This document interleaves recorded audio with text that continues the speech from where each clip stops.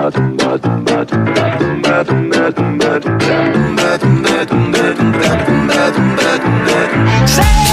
muito bem-vindos, cinéfilos de sofá! Peguem a sua pipoca de micro-ondas e vamos a mais uma sessão aleatória! Nesse podcast, a gente sorteia um filme, premia categorias improváveis do cinema e falamos sobre temas aleatórios que invadem as nossas mentes doentias durante a sessão. Como, por exemplo, o Robert De Niro genérico, um psicólogo com dificuldade de conseguir segurar a emoção e o filme perfeito para uma trilha sonora do Raul Seixas. Beijo na Paula. Eu sou o Tonzeira Ishi. Oi. Qual foi a invenção mais impactante que você testemunhou o surgimento? Pô, cara, quando inventaram o fogo foi muito legal, assim. Foi muito, né? Essa é foda. Você é um Cro-Mag também, igual... Cara, deixa eu ver. Bom, com certeza. Eu acho que todo mundo que nasceu antes da internet, quando viu, né, a chegada disso e a mudança que ela trouxe, com certeza foi um impacto muito grande. Pensar, quem é o mais velho aqui? André. Que isso? Quem é o mais velho? Só tem eu e o André de opção. Dúvida. Isso aqui é perfeito. Quem é o mais velho? Bem na dúvida. Porque o mais velho é você, porra. Não vai ficar me jogar pra cima de mim essa, não. Pô, gente, tem que ter um pouquinho de atuação também, né? Eu tava assistindo um dorama hoje, que eles têm 5 anos de diferença de idade, e tá um drama, uma novela mexicana, porque tá uma Depende da diferença de idade enorme. Gente, realidade claro. Aqui na vida. Mas quando você é, dependendo da sua idade, 5 anos faz diferença mesmo. Pô, é um abismo, cara. E Claro. dependendo da época ainda por cima, é um abismo. Exato. Uhum. E na Ásia é muito mais, porque se você tem meses de diferença, você já tem que tratar de forma diferente, né? A pessoa mais velha. Então, conta assim. E não tem um negócio que faz um monte de aniversário lá? Que tem aniversário todo dia? Não, lá você faz... Depende de que... Não vamos generalizar. Vamos falar um dia sobre isso. Tá, Vou anotar chega. aqui nos meus futuros temas aleatórios. Aniversários pela Ásia. Então vamos lá, André. Qual é a lembrança mais antiga que você tem da sua vida? Caceta? Essa aí pegou, hein? Caraca, mais antigo, vamos ver. Eu acho que eu lembro de muita coisa a partir do quê? Uns 5, 6 anos de idade. Eu lembro do... vou falar do primeiro apartamento que eu morei. Eu não lembro da primeira casa que eu morei, mas eu lembro do primeiro apartamento que eu morei até...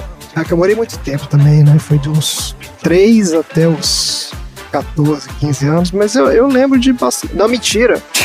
Não, é isso mesmo. Decide, por favor. Tá difícil, né? Olha, eu não lembro de nada, na verdade. Tá foda. Tá foda. O cara que vive 1000 anos, ele tem essa dificuldade, né, velho? É difícil, Tem cara. boa memória, mas pouca certeza, né? Nossa. Pra não falar que eu não responde, eu lembro de eu aprendendo a andar de bicicleta. Pronto, na Praça do Papa, eu devia ter uns 7, 8 anos de idade. Eu lembro de aprender a andar de bicicleta sem rodinha. E lembro do meu pai me empurrando lá, não sei o que, com as rodinhas da bicicleta. E ele falando assim, vamos tirar a rodinha agora. Você tem que ir pedalando, não para de pedalar. E foi assim, eu lembro de ter ficado com muito medo, mas foi embora. E aí eu aprendi a andar de bicicleta. Foi assim. E aí a próxima lembrança foi como dói o mertiolate, né? Essa daí também. De como o joelho é uma coisa, né, durável na infância. Frágil. Né, não, na infância é durável. Hoje em dia é frágil, né? Destruído. Mas a criança destrói o joelho e tá tudo certo. Marina, Eu? qual é a coisa que você nunca se interessou em aprender a fazer, mas que se você vivesse 14 mil anos, você toparia, você aprenderia? Pai, se eu tivesse tempo de sobra, eu aprenderia um esporte esquisito. O que é um Curling. esporte esquisito? Tipo esses esportes que o Sal joga, que não tem um badminton, paddleminton, ele joga que é um trem que é um squash com raquete de paddle e que você bate na parede, mas também não pode bater no chão. Eu aprenderia... É bizarro isso aí mesmo que ele faz. Então, eu aprenderia, assim, um esporte estranho, entendeu? Eu acho, assim, que você tá falando uma coisa que eu não gosto, mas eu acho que se eu tivesse esse tempo todo sobrando, eu falaria todas as línguas. Pois mas aí é uma coisa que eu Isso gostaria aí... de ter tempo pra aprender, não uma isso aí coisa tem que eu de não... tempo. Então, assim, eu mas falaria 14 todas mil as anos línguas tá. e saberia esportes aleatórios. Tipo, badminton, tipo, todos os esportes low... Curling. Curling. Mas curling é Eu saberia maneiríssimo. aquele de esquiar, aquele que a gente já falou aqui no Sessão Aleatória, que fica num trenozinho, esquia escorregador abaixo. É skeleton. Isso, não sei, não lembrava o nome. Mas é isso, eu faria esportes aleatórios. Tá bom. Porque eu poderia ser uma sensação no esporte, eu nunca seria mundialmente famosa, entendeu? Então eu poderia ser a sensação de vários esportes. É isso. Cada época, né? A cada 10 anos, a sensação de um esporte diferente. Pois é. Ô Tom, Conta pra mim, você já fez algum daqueles testes de DNA que mostra todo o seu mapeamento genético? Não fiz não. Tem vontade de fazer? Tô morrendo de curiosidade. Tenho um pouco de curiosidade pra saber a propensão das coisas. Nesse mesmo exame eu consigo saber também hereditariedade? Sim. Falaremos sobre isso. De onde eu vim? Falaremos sobre isso. Olha aí. Então tá bom. Vai ter lá escrito seu planeta. O planeta? Sim. Beleza, né? Vamos juntar ali com os nossos grandes amigos acadêmicos, como todos vocês, e ficar de boa na salinha, ouvindo cascata e comendo pipoca. I do not understand you. Oh, baby, please. Don't you come back no more.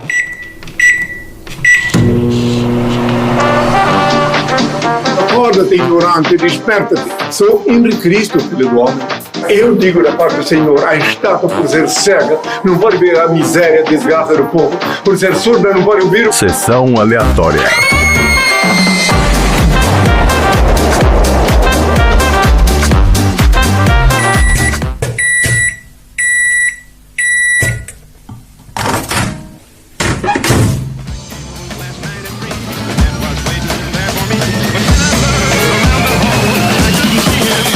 Muito bem, começando mais um episódio de Sessão Aleatória, o podcast mais pré-histórico da Baixa Podosfera. Esse é o podcast preferido dos professores com muita imaginação que se mudam a cada 10 anos para esconder a sua identidade.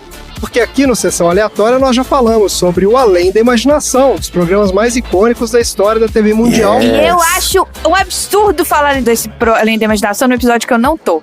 Pois é. Eu acho que esse episódio deveria ser tirado da grade curricular pra ser gravado quando eu estiver aqui. Ó, falamos sobre ele no episódio 121 do filme Planeta dos Macacos. A Marina não estava, claramente, né? Tá aí, tem sua indignação.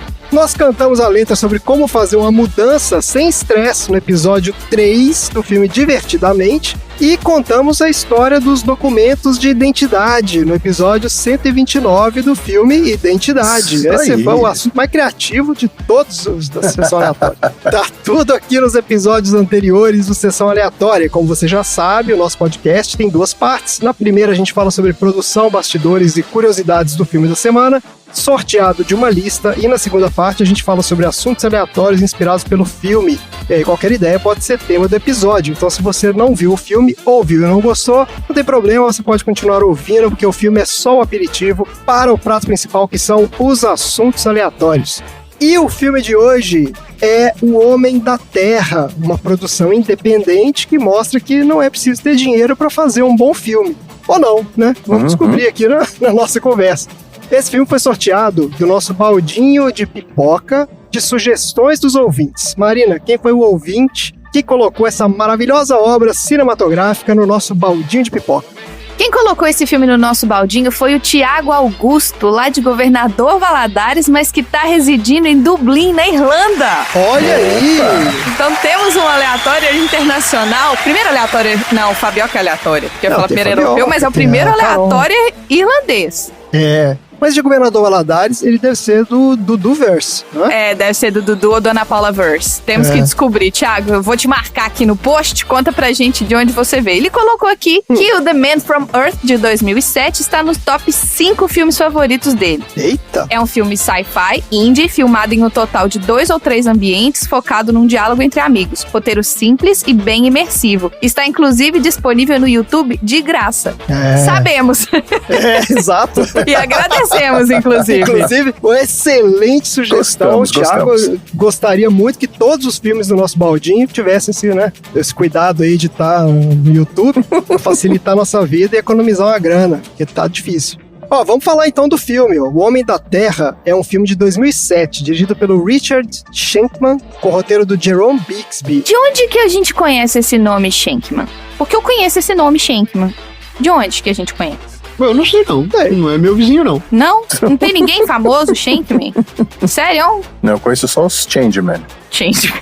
Até o Sandman. Tem o Sandman também. Tem o Richard Schenker também, que é guitarrista. Tem o Richard Clayderman também, que é o Então pianista. tá, desculpa, pode seguir. Eu achei que Tamo fosse indo alguém que eu longe. realmente estava esquecendo e pelo visto é alguém que não é importante. Tá ótimo. Tem o Spider-Man também, que é o Tem amigo o da vizinhança. Spider-Man, isso. Ele mora aqui perto. Ó, esse Jerome Bixby, apesar de não ser um nome muito conhecido, é considerado um dos mais importantes escritores de ficção científica das décadas de 50 e 60. A gente vai falar mais dele lá pra frente quando for falar aqui da parte de bastidores. O filme estrela o David Lee Smith como John, o Tony Todd como Dan, John Billingsley como Harry, Ellen Crawford como Edith, Annika Peterson como Sandy, William Katt como Art, Alexis Thorpe como Linda e Richard Riley como Dr. Will Gruber. Eu fiz questão de falar essa galera toda, porque esse é o elenco completo do filme. É o full elenco. Isso. Só faltou aqui os caras da mudança e o cara da polícia que aparece no final lá. Que é essa galera aqui. Vocês repararam se o carregador de maca era o mesmo carregador da mudança? Não, é um cara diferente. Depois eu fiquei, gente, será que eles reaproveitaram o elenco assim? Poderia ser, né? Ele aparece tão rapidinho. Ninguém ia então. perceber. São os figurantes. Ninguém ia perceber. Exatamente. Já que tá no YouTube de graça, deixa eu dar uma olhada enquanto vocês falam aí. Conversa aí, vai. Tá bom, a gente começa a nossa conversa sempre falando um pouco sobre o diretor, né, do filme. Só que nesse caso aconteceu um fenômeno curioso aqui, que foi o seguinte: eu não achei praticamente nada na internet sobre esse cara. Que a página dele da Wikipedia não tem nada, o perfil dele no IMDb menos ainda. Mas eu fui cavucando e eu achei o site do cara, onde tem a bio dele escrita por ele mesmo.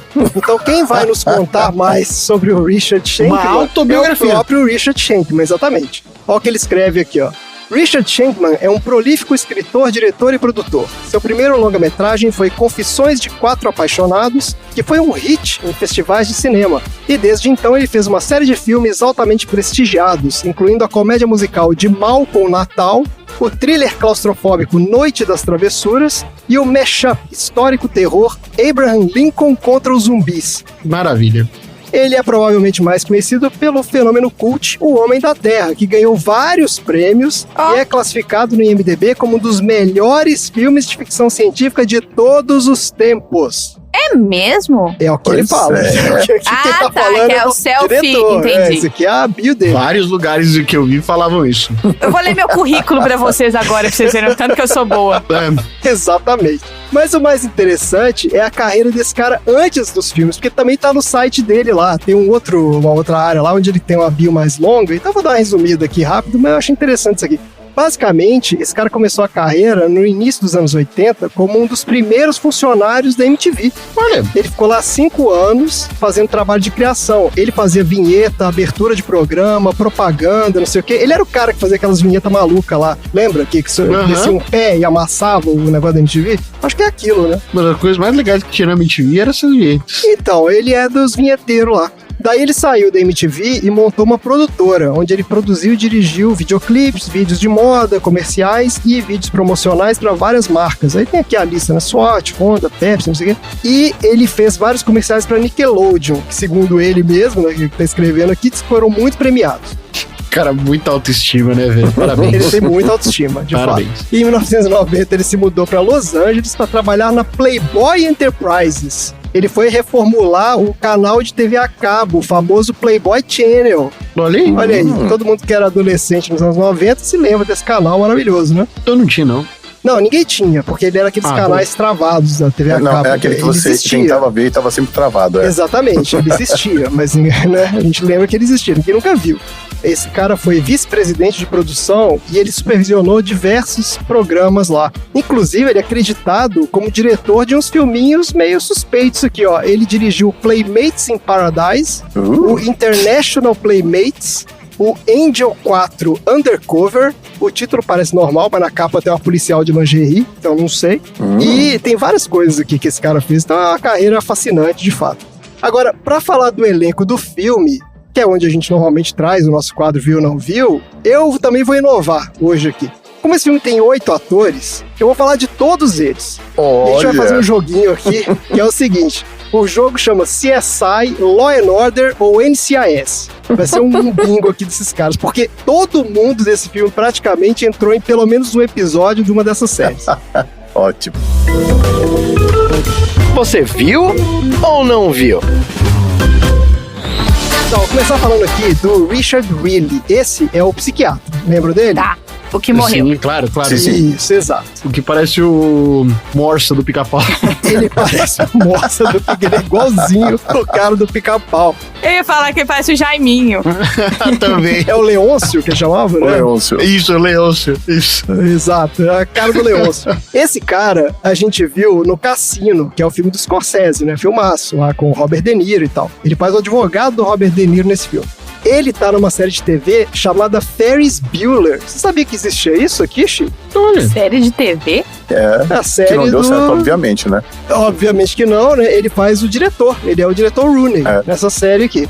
E ele participou de um episódio do Star Trek Nova Geração e vai ganhar um ponto aqui no nosso joguinho porque ele tá no NCIS Investigações Criminais. Olha aí. Eu adoro NCIS. NCIS é o CSI da Marinha, pra quem não sabe, tá? Ah, então. É o Ai. CSI de crimes que acontecem... Dentro do navio. No mar. Não.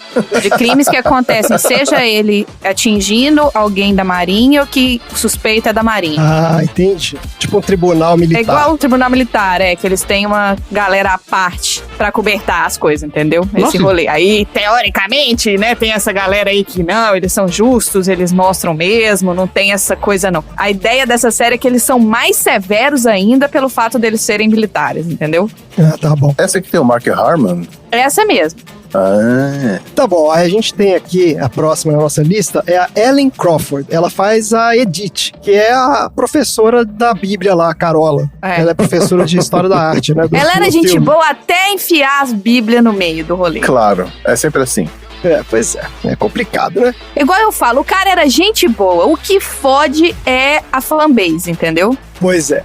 Então, olha o que acontece aqui, ó. Essa Ellen Crawford, ela era a enfermeira Lydia Wright do plantão médico. Vocês lembram desse negócio? Ela participou de Do 113 George episódios da série. Exatamente. Eu assisti o filme Porra. inteiro sabendo que essa mulher era familiar. Ah, então foi de lá, Tom. A não ser que você seja fã também do CSI Investigação Criminal, Não. porque ela tá lá também. Não. Agora, é outra série, não é a mesma que eu falei antes. É o CSI Criminal? Só que CSI Criminal? Esse é o CSI Investigação Criminal que tá falando aqui. Ah, o Criminal Intent, tá. Ok. Criminal Intent, tá bom, é outro. Porque o outro é NCIS Investigações Isso. Criminais. É, o CSI Pô, mas tem o Criminal Law and Intent... Order Criminal Intent Tem também. tudo, tem tudo. Tem, o CSI Criminal Intent, ele é a base. É o que tem a galera famosa, né? A galera que ficou famosa pelo CSI. E depois vieram todos os desdobramentos do CSI. É o que tem o Grissom. Todo mundo conhece o Grissom do CSI. Não conheço Eu conheço. isso. Ninguém conhece, não? Não. Eu conheço. Ó, o próximo aqui é o Tony Todd. Ele é o que faz o Dan, né? O antropólogo. É o cara que fica maluco lá pela pedra do cara, né? Um esquema meio ET Bilu, né? Ele vê a pedra e fica louco. Esse cara, vocês reconheceram? De onde que a gente conhece esse cara? Porque eu já, na hora que eu bati o olho, eu falei, eu já vi esse cara antes. Eu vou te falar de onde você conhece esse cara. Você provavelmente conhece ele do Star Trek Next Generation. Porque ele faz o irmão do Worf nesse negócio. Ah, olha aí. Mas o grande papel dele não é esse. Esse cara é o Candyman, minha gente. Olha aí. Ó, o Candyman é um dos filmes de terror mais É, clássicos. não vou aí, saber ó. quem é, Ele, não é. ele tá no Mistério de Candyman, de 92. Ele tá no Candyman 2, A Vingança, de 95. Candyman Dia dos Mortos, de 99. E A Lenda de Candyman, que é de 2021. Nossa. E aqui no nosso bingo, ó, dos seriados, esse cara vai ganhar 2 pontos, porque ele tá no Law and Order e ele tá no CSI Miami, que é outro CSI. CSI Miami é bom demais. Nossa, esse cara aí tá em todas as séries. Esse cara sim, esse cara é ator de verdade. Esse cara é muito tempo. É. Na Xena, Isso. Barrados no Baile, por aí vai. Esse coisa pra cacete. Mas sabe também o que é, Xi? É aquela coisa de que eles pegam um ator negro e botam ele pra fazer todas as coisas e fica naquele ator negro, entendeu? Uhum. É, deve rolar um pouco de estereótipo também, né? Né? Pode ser alguma coisa que você pega. Ah, não, mas vamos pegar esse cara aqui. É igual. Assim, eu não sou minoria, eu não sou negra que possa falar nada, mas eu sei que existiram aqueles atores negros que estavam em tudo. Sim. Os asiáticos foi a mesma coisa. Exato. Então, assim, não é que o cara é mau ator. Não deve ser, com certeza. Até porque se fosse mau ator, esse povo já não ia chamar de qualquer jeito. Mas é isso, entendeu? Eles não estavam abertos a testar ninguém novo, eles não estavam abertos a ter, sabe? Não, vamos botar esse cara aqui que já é seguro, sei lá. Eu acho que a diversidade é importante, mas até dentro da diversidade você tem que ser diverso, entendeu? Igual a Sofia Vergara fazendo os papéis dela aqui, entendeu? Poxa, tem tanta gente com sotaque latino, é sempre a Sofia Vergara quando eles querem alguém pra ser engraçado com sotaque latino. Por aí vai. Agora a coisa aqui começa a ficar séria, ó, porque a Annika Peterson, que é a que faz a historiadora lá, que tá apaixonada pelo John, a filmografia dela é só filme C. Eu não vou nem falar que é filme B, porque não faz nem sentido. Mas na TV, ela entrou numas séries legais aqui, ó. Ela fez o West Wing e ela fez uns episódios aqui do Oz também, que é aquela série do negócio da prisão lá, né? Só que ela participou do Law and Order, do CSI Miami e o CSI Nova York. Então ela ganhou 3 pontos aqui no nosso game. Uau! O negócio tá ficando sério. O John Billingsley é o cara que faz o Harry, que é o biólogo, o bonachão lá, né? Que fica de zoeiro, o cara do chapeuzinho. Ele tem uma carreira longa. Inclusive, ele tá num filme que a gente já viu aqui no Sessão Aleatória. Ele tá no 2012. Vocês lembram desse filme? A gente assistiu 2012 aqui, gente. A gente assistiu aqui. Não, do filme sim, que a gente já fez, mas do cara não. Ele faz o Professor West. Vocês lembram dele? O Professor West? Não. Não, claro que não, né? Só que aqui, ó, a carreira dele brilhou de fato na TV. Ele tem milhares de papéis, mas o mais marcante deles foi numa série que é Star Trek Enterprise. Ele faz aqui o Dr. Phlox, que era o oficial médico da Enterprise NX-01. Você viu isso aqui, Maria? Eu não assisti essa série. Eu tentei assistir essa série, mas não consegui, não. Já é aqueles spin-off do spin-off, né? Já começa a ficar muito doido esse negócio. Ele participou de 97 episódios dessa série. E no nosso game aqui, no nosso joguinho, ele tem uma pontuação caprichada, ó. Ele tá no NCIS Hawaii, NCIS Los Angeles, NCIS Investigações Criminais, o mesmo do outro lá, CSI Investigação Criminal e CSI Nova York. Ganhou 5 pontos aqui do negócio. Qual que é o nome dele, de novo? É o John Billingsley. Tá em todas as siglas. Então, ele deve estar em todos, porque teve uma época onde eles pegavam os atores os CSIs da vida e eles faziam uns crossovers. Então ele devia ser, né, o cara. Entendeu? Que então, assim, ele deve ter um CSI que ele tá sempre e ele andou no CSI-verse, entendeu? Tipo... CSI-verse, Porque os CSIs, eles são normalmente baseados no estado, né? Tem um CSI que é da Flórida, tem um CSI que é de Nova York. Tem 50 CSIs. Tem um CSI que é lá da outra costa, né? Então, assim, são crimes diferentes, só que o bandido viaja. Então, assim, aí eles começaram a botar os caras pra viajar e interagir entre eles. Ó, esse aqui é um assassino em série, ele já atuou lá, então vamos colaborar e fazer esses crossovers dentro do CSI-verse. Eu acho que é isso, assim, ele deve ter um CSI que é o dele mesmo, mas que ele deve ter feito participações em todos esses quando acontecer essas situações. Faz todo sentido. Porque aí eram episódios onde o episódio começava no CSI e terminava no CSI Miami, por exemplo, entendeu? Tipo a história. Sim. Também pra dar, né, aquela forcinha pra dar uma aumentada no público dessas séries, esses milhões de spin-offs aí. E o nosso protagonista aqui, ó, o David Lee Smith, que é o que faz o John, esse cara também já apareceu aqui no Sessão Aleatória. Ele tá naquele filme Carola, que a gente viu lá com a Ana Paula, O Amor pra Recordar. Vocês lembram desse troço? Ele faz o pai do garoto, que é o médico milionário lá, que paga o tratamento da menina. É esse cara. Sacou? E, além disso, ó, ele levou de passeada aqui o nosso joguinho, porque, além dele ter participado de 2 episódios do CSI Investigação Criminal, ele teve um papel fixo no CSI Miami. Ele era o tenente Rick Stettler e participou de 34 episódios dessa série. Então ele faz 36 pontos e ganha o nosso jogo, que é o CSI Law and Order ou NCIS. Vai levar aí o troféu série whatever. Que troféu que é esse, Marina? De pessoas que participaram dessa série aqui. Tinha que ser o troféu CSI, né? De participação aleatória. CSI, NCIS, FBI, CIA. Troféu CSA. CSA, tá bom.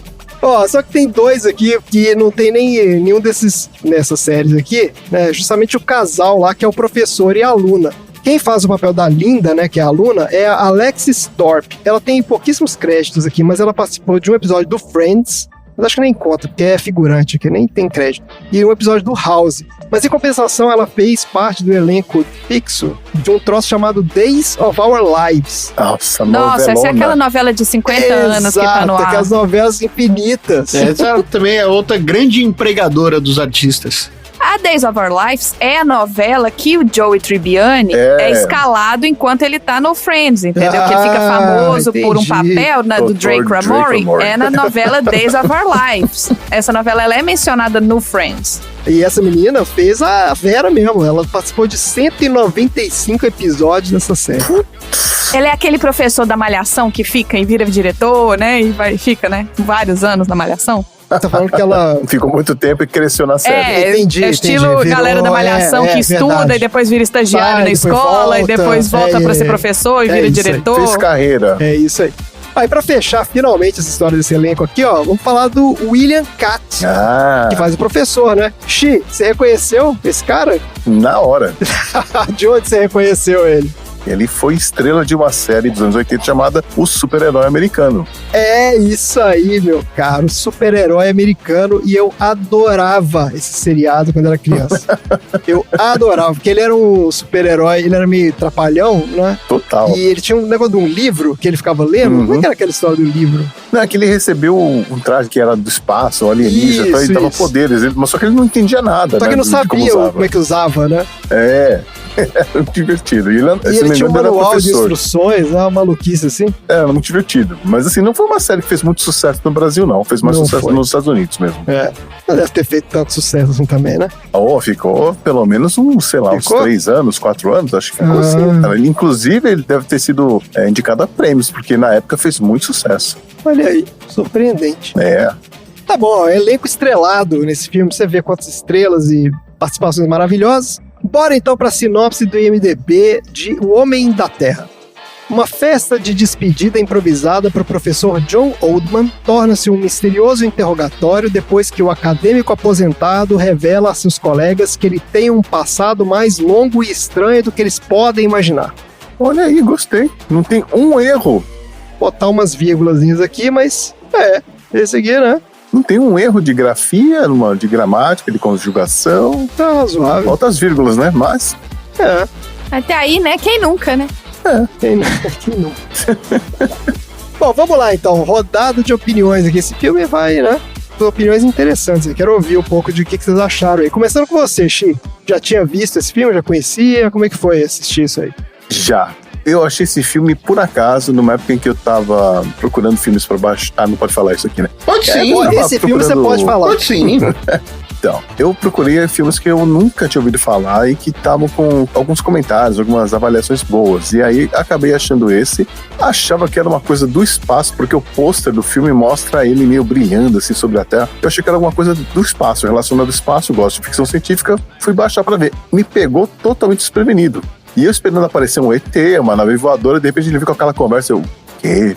Cara, esse filme me pegou de um jeito. E eu assisti ele, tipo, muito tarde da noite, assim, sabe? E eu demorei pra dormir, porque eu fiquei com aquilo na cabeça. Falei, cara, que premissa legal essa. Eles conseguiram encaixar todas as peças da história pra justificar tudo que ele fez e como ele chegou até aqui. Achei incrível, assim. Um filme que realmente me pegou, sabe?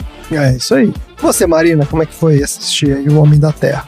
Olha, eu não dormi, eu não peguei o telefone nenhuma vez. Olha aí. Verdade. Nossa, eu achei esse filme realmente muito interessante. E olha assim, que a gente vê muita mega produção que não consegue ser tão interessante quanto esse, entendeu? Você vê assim, a história é uma coisa que você fala assim, é agora? Será que é agora que eles vão aceitar a história deles? Será que é agora ou que eles... vão desmascarar ele? Você fica nessa dúvida, né? Você fica nessa dúvida ali, se o que tá rolando, né? O cara é maluco? É agora que ele vai cair, né? Agora que ele vai entrar em contradição, nananã. É uma ideia muito interessante. Sim. Né? Que você pensa assim, e se, né? E se isso acontecesse? Sim. E muita coisa que ele fala faz sentido, porque você fala assim, mas você trouxe alguma coisa então da era mesozoica, sei lá o que. Ele fala, cara, você vai levar pra daqui a 2000 anos essa caneta que você tá segurando? Não, porque não importa. Pra você era só mais uma coisa que tava na sua frente. E faz todo sentido. E eu comecei a pensar em coisas assim da minha infância que eu falei, poxa, eu queria muito ter guardado isso. Eu lembrei de uma estrelinha que eu tinha. Aí minha mãe, se estiver ouvindo agora, ela vai lembrar. Eu tinha uma estrelinha que ela acendia, quando você apertava ela, se acendia. Assim, ela tinha 2 olhinhos. E eu lembro vividamente dessa estrelinha na minha mão. Eu lembro que eu adorava essa estrelinha. E eu não faço ideia do que aconteceu com ela. Eu não faço ideia de quando que ela sumiu da minha vida. E eu nunca mais vi nada parecido. Simplesmente fez parte da minha vida e sumiu. Aliás, eu tava falando com a minha esposa outro dia que eu queria muito ter tido a oportunidade que essa geração agora tem de poder gravar tudo, registrar tudo em vídeo, e daqui 50 anos você vai poder ver isso e te ajudar nas memórias, porque eu queria muito lembrar, por exemplo, da minha casa, da minha sala, quando eu tinha 5 anos de idade. Eu não consigo nem... Eu lembro do taco no chão, só isso. Não lembro de cor de sofá, não lembro posição de móveis, não lembro nada. Eu também. Sabe quando que eu comecei a ter essa dor no coração de não poder lembrar dos detalhes? Foi aquele episódio que você trouxe pra gente o Google Maps. Que eu vi as casas que eu morei por fora e eu tô assim, poxa, como é que era o hall desse prédio, sabe? Eu vivia nesse hall, eu vivia nessa garagem, o quarto, eu lembro direitinho como é que era o piso horroroso, que tinha uns trem que era mármore, aí tinha umas pedras, assim, um desenho bizarro na sala, aí tinha taco na outra sala, azulejo na cozinha, carpete no quarto, era um festival de sensações, né, mas assim, realmente, eu concordo. Esse é um privilégio que essa geração, a partir do meu irmão, mesmo não tendo muito, a gente não tinha as melhores câmeras, os melhores celulares quando ele era bebê, né, quando ele era criança, mas tem muito mais coisa dele, que ele pode ver como que era a casa que a gente morava, como que era o quartinho dele, como que era organizado o armário, como era organizada a estante dele, etc. Dessas bobeiras, entendeu? Dessas bobagens que a gente tem por garantido, né? Ai! Achei a estrelinha, eu vou colocar lá no grupo dos aleatórios. Tá bom. Era da turma da Mônica. Eu tava achando que você tava falando. A estrelinha que brilha quando ficava na palma da mão é a Mariazinha, irmãzinha do Chico Bento. É, uma estrelinha gordinha? Isso, a estrelinha gordinha. Ah, eu lembro disso. Amarela. Irmãzinha do Chico Bento, que morre na infância. Nossa, sério? Nossa, que triste isso. É sério isso? Não, pera. É sério Nossa, isso? Não destrói a infância dela, Tom. Não é destruição, porque a história é uma das melhores histórias da história da Turma da Mônica. Nossa. É muito legal. E é super legal porque tem o brinquedinho. De verdade, assim. Leiam essa história, porque essa história ela é demais, ela é bem emocionante. Guarda esse assunto aleatório. Boa, guarda aí pra um próximo assunto aleatório. O Marina tá chorando, gente. Peraí, deixa ela se recompor. Tá chorando, não, pelo amor de Deus. Não é não. Então tá me enganando, eu tô olhando aqui. Então tá bom. Fala aí, então, o que você achou desse filme? Pô, eu adoro filme assim, filmes inventivos. Filmes não convencionais, né, Tom? Você é o cara dos filmes não convencionais. Porque eu gosto bastante desse tipo. Tinha até colocado como uma das categorias de filmes, que são esses onde os filmes não acontece absolutamente nada, a não ser as pessoas conversando. Exato. E a trama vai se desenrolando conforme eles vão conversando e só. Eu tava ouvindo um cara fazendo a resenha sobre esse filme e o cara fala assim, cara, esse filme só é muito bom porque o roteiro desse filme deve ter sido testado 300 mil vezes, sabe? Pra você conseguir arranjar justificativas pra você não ter furo, porque o filme é basicamente cada um dos professores tentando encontrar furo na história do cara. Além disso, a gente como espectador vai tentar encontrar o furo do furo na argumentação dos caras. Então, a estratégia do roteiro é muito bom. Eu não gostei tanto da atuação de algumas pessoas, mas beleza. Ainda assim, eu achei o filme bem bom. Bem bom. Especialmente do cara principal, mas... Sim. O conceito realmente é muito interessante, né? Basicamente, o conceito é assim, o que você faria se encontrasse uma pessoa que diz que é um homem pré-histórico e que não envelhece, né? É sobre isso o filme. E aí vai rolando essa entrevista lá e vai tocando em várias ideias sobre filosofia, ciência, religião, não sei o quê. É muito interessante, ele prende mesmo pela curiosidade. Achei muito legal essa perspectiva. Então essa história, né, esse, meio que o embate que vai rolando ali entre os especialistas e o cara e tal. Sim. Agora, só pra deixar aqui uma opinião um pouquinho controversa, eu acho o seguinte, a história é incrível, ela se desenvolve quase como um conto de ficção científica, mais do que como um filme. Então assim, enquanto filme, eu não gostei porque ele não aproveita a linguagem cinematográfica, entendeu? Literalmente é uma câmera ali filmando aqueles caras falando. É um diálogo super interessante, você fica preso ali e tal. Mas ele não tem nada de cinema, entendeu? E isso é uma coisa que eu sinto falta. Você tem filmes muito fodas, tipo, pega um filme do, sei lá, eu for foda também que eu vou comparar, mas assim, um Bergman, o cara, os filmes dele são super densos, são super filosóficos, não sei o quê, mas o cara usa toda uma coisa de iluminação, de sombras, de som, de ambientação, então assim, ele usa a linguagem do cinema A gente não tá comparando com o filme da Marvel, nós tá comparando com caras que sabem usar a linguagem do cinema. Esse diretor não é um cara que sabe usar a linguagem do cinema. Porque tudo que tá acontecendo ali se passa na sua cabeça, você não tá vendo nada. O formato pode ser até feito em podcast, se for o caso, e funciona. Exato, é isso aí. Mas eu não diria que é um demérito, porque a história é isso, né? Porque você coloca as pessoas lá, o papo o importante é a conversa. Sim, claro, o foco ali é isso. E eu não sei se é um demérito, porque também ele não teve tanto dinheiro pra fazer isso, orçamento e coisa e tal, né? Não teve nenhum dinheiro pra fazer. Ele não tem que ser um filme, mas já que ele existe em filme, até que ok, né? O que eles fizeram ali, eu achei dentro do esperado. Eu não sei se conseguiria fugir muito disso, não. Eu acho que um bom diretor pegaria esse roteiro e faria uma coisa mais interessante. Esse é meu ponto. Assim, eu acho que ele era um cara desinteressante o jeito como ele conta a história. A história é interessante, mas o jeito como ele conta é meio bobo, sabe? Entendi.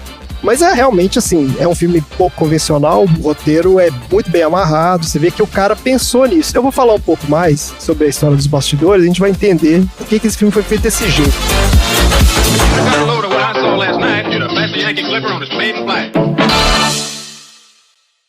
I wonder if I could ask you a silly question. John, we're teachers. We answer silly questions all the time. Hey. What if a man from the Upper Paleolithic survived until the present day? What do you mean, survived? Never died? Yes. What would he be like?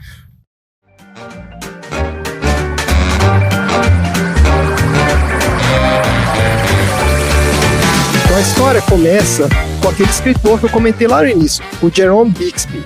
Esse cara começou a carreira como escritor de contos de ficção científica na década de 1950. E ele teve vários contos publicados em revistas, né? Dessa época, a maior parte da produção de ficção científica saía nas revistas mensais e tal. Até que em 1958, ele emplacou um roteiro para o cinema.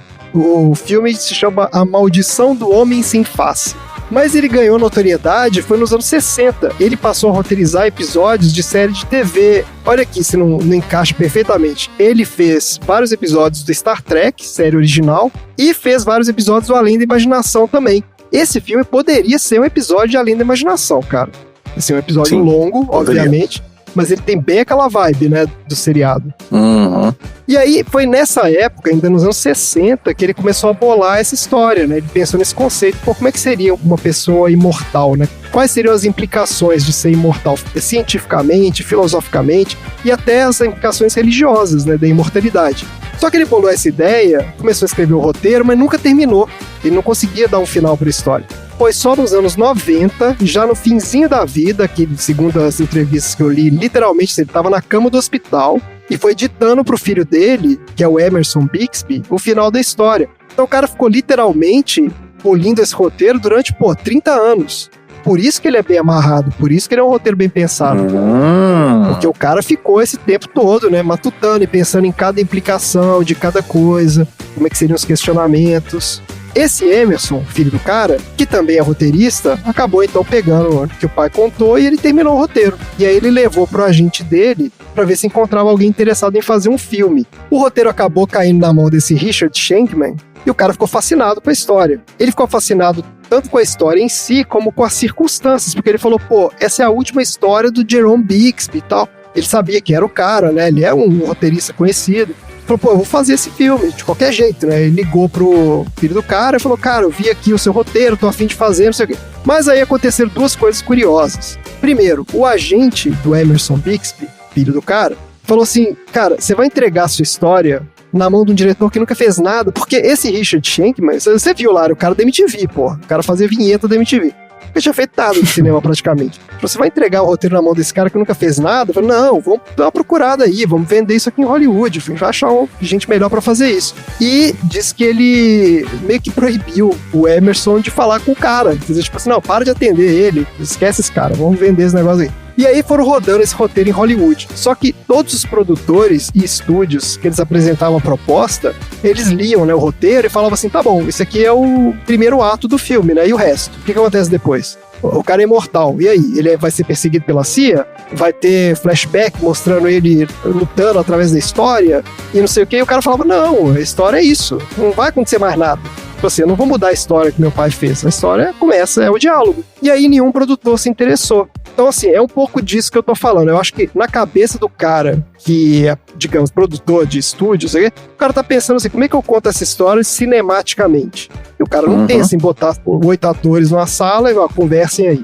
Só que o cara realmente, assim, era a visão dele. Ele queria filmar aquilo, tava ali no roteiro, falou, não quero fazer mais nada. O Richard, o diretor, já tinha desencanado do filme, só que 2 anos depois, em 2005, ele tava trocando ideia com um amigo dele lá, e o cara contou que tinha comprado uma câmera e que tinha comprado lá o Final Cut, que é um software de edição, não sei o quê, e tinha feito um filme sozinho. Ele falou, cara, eu fiz um filme praticamente sozinho, gastei $100 mil e ficou super legal, não sei o quê, e eles foram conversando, trocando ideia, e o cara ficou botando pilha no Richard, né? Falou, cara, arruma um roteiro legal aí, que a gente consiga fazer mais ou menos com essa grana, que eu te ajudo a levantar o dinheiro e a gente faz o filme. E daí o cara teve um estalo, né? E falou, pô, eu tenho um roteiro aqui que é literalmente 8 pessoas sentadas numa sala conversando. Dá pra fazer com $100 mil. O cara falou, dá, vamos tentar fazer. Ele ligou de volta pro Emerson, né, o filho do cara, e falou, cara, lembra de mim, eu queria fazer aquele seu filme, não sei o que, o roteiro, tá com você ainda e tudo. E aí, o outro cara que não tinha conseguido vender o filme,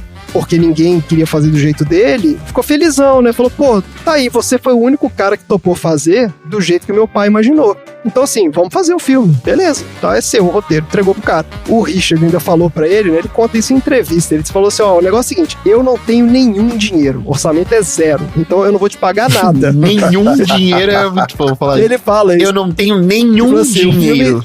There's no budget. É isso que ele fala na entrevista. Ele falou assim, ó, eu vou colocar o seu nome na tela, o seu nome do seu pai na tela, mas eu vou filmar o filme do jeito que ele imaginou. E é isso que eu te garanto. De resto, entendeu? Não vai rolar dinheiro nenhum.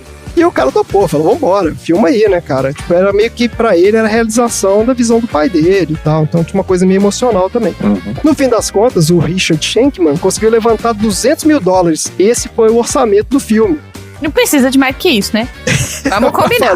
O sítio aí se aluga pro fim de semana, $300 por dia, mais a taxa de limpeza, que nem precisa, porque limpou durante o filme, né? Saiu tirando as coisas durante o filme. No próprio filme, né? Você filma os caras limpando. Então. Orçamento muito bem aproveitado. Se bobear, os figurantes da mudança era a galera que ele contratou pra limpar depois, entendeu? Eles só assinaram lá uma autorização de uso da imagem. Devia ter um cateringzinho ali que também não devia ser lá essas coisas, né? Tinha ali o copo de plástico, bebe aí o whisky. Ó, aí vem mais uma curiosidade, isso aqui eu achei muito legal. Antes do filme ser lançado comercialmente, isso foi um filme independente, né? Eles não tinham estúdio, não tinham nada. Então eles começaram a mostrar o filme em vários festivais de cinema, porque a ideia de um filme independente, assim, você faz o filme, você mostra nos festivais, as distribuidoras, né, compram o direito de distribuição. E é assim que você recupera a grana do filme. Eles apresentaram esse filme numa porrada de festival, mas ninguém se interessou em comprar. Só que o que aconteceu? Numa dessas de ficar levando o filme pra lá, pra cá, não sei o quê, alguém pirateou o negócio e colocou no torrent. Aí, ó. Aí. Gi, olha aí. E aí as pessoas começaram a baixar o filme e o negócio foi fazendo sucesso no boca a boca. Tipo, a galera foi vendo e falou, pô, é legal esse filme aqui, você já viu, não sei o quê, foi passando um pro outro e tal. E aí os caras ficaram sabendo disso e tiveram uma ideia. Eles contataram os sites de torrent e colocaram uma mensagenzinha no filme. Falou o seguinte, ó, você pode baixar esse filme, mas se você baixou e gostou, vou colocar aqui fizeram um PicPay lá, como é que chama aqui, no PayPal. Fizeram um PayPal lá e falaram assim, ó, deixa uma graninha pra gente, o equivalente a um aluguel do filme, sei lá, quanto você pagaria pelo aluguel, transfere aqui pra gente. E o diretor diz que ao longo dos anos, eles receberam milhares de doações. Então foi meio que um crowdfunding antes de existir o crowdfunding e depois de fazer o filme. Olha aí. Tipo, pra recuperar a grana do filme, entendeu? Sensacional. É um crowding refunding. Crowdfunding. Né? Porque foi o reembolso. Aí, lá pelas tantas, depois de muito tempo, o filme realmente fez sucesso, eles conseguiram vender os direitos de distribuição, né? E agora ele tem DVD, tá nos streams, não sei o que, tá no YouTube de graça também, né? Mas tem os streams aí, você pode pagar pra ver.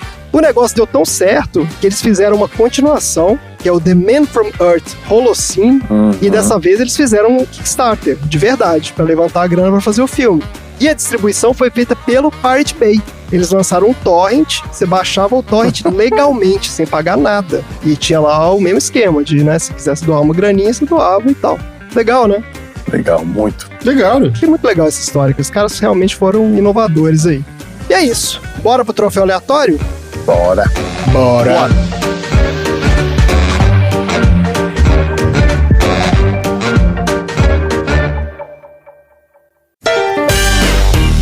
Troféu Aleatório.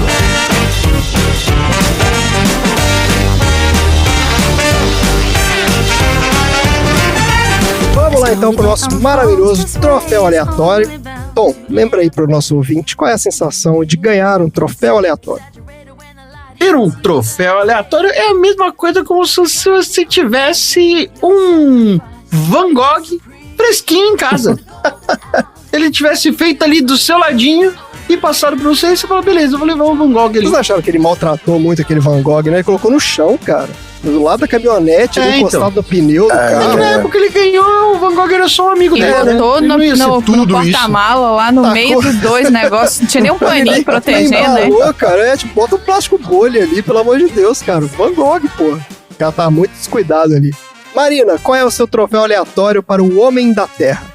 O meu troféu aleatório é o troféu Gaslighting, que a gente já falou aqui no Sessão Aleatória, né, Tom?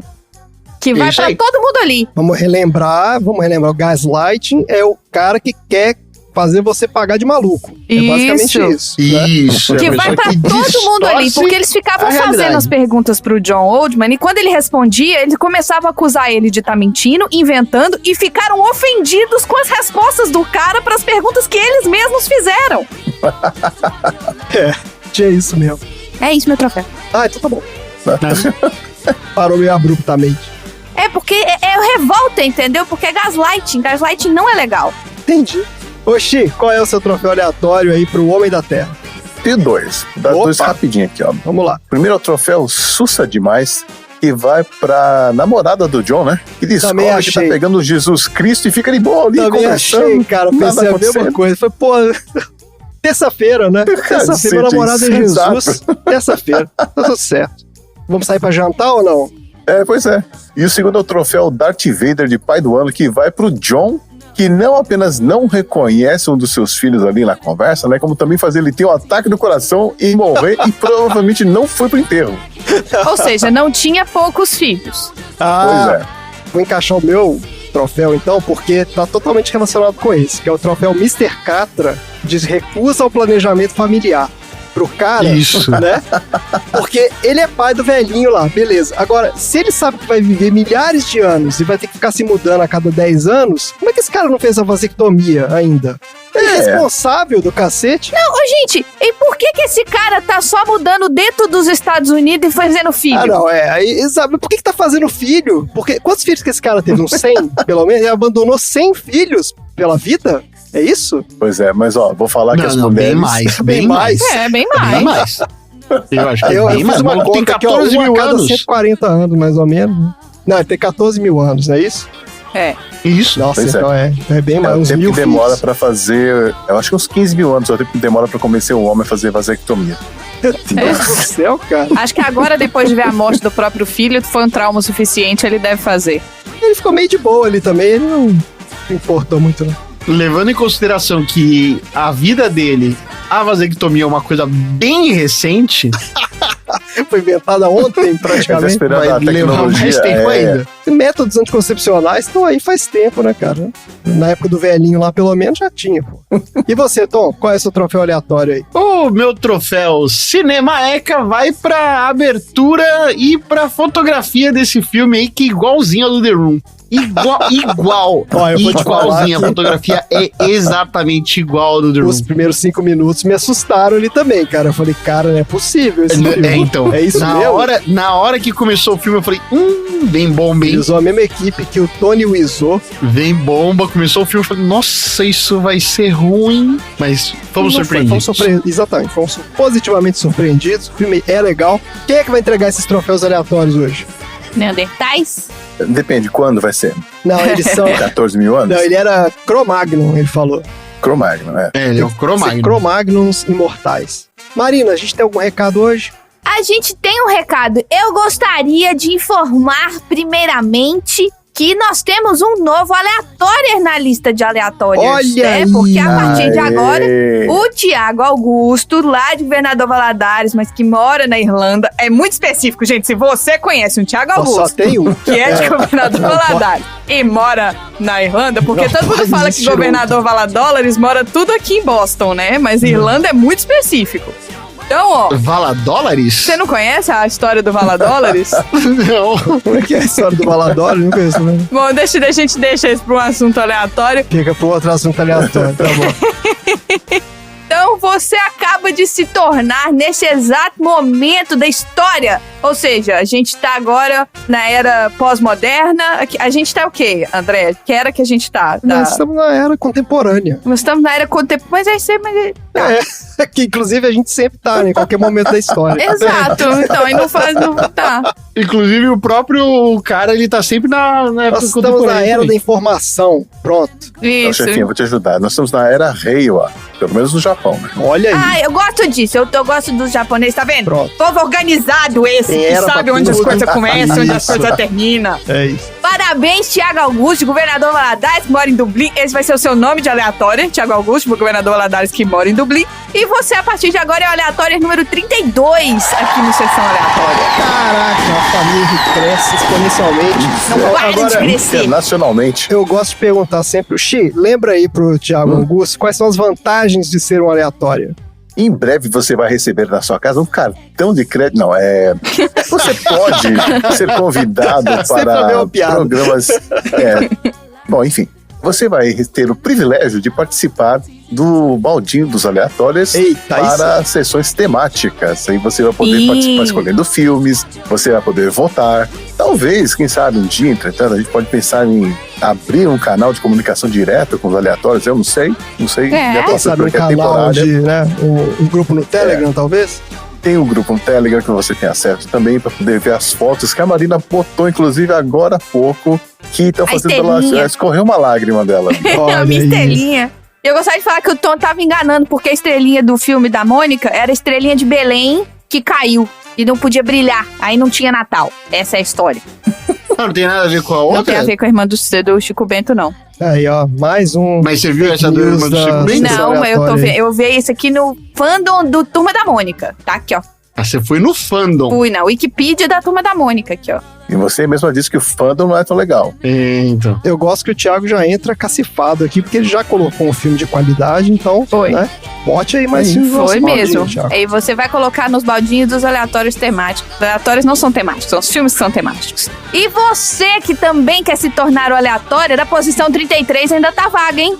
Então entra aqui no post do episódio, tem lá escrito em o nosso Linktree onde você coloca a sua sessão aleatória. E se você tá ouvindo pelo Spotify, você pode colocar o seu filme aqui também pelo Spotify. É só você chegar... Gente, abre o aplicativo. Você já tá com o celular na mão. Abre o aplicativo, tem lá qual a sua sessão aleatória. Você põe um filme, você Bota pode lá. pôr. Por quê? É. Você pode botar seu arroba pra gente marcar você se você tiver um arroba.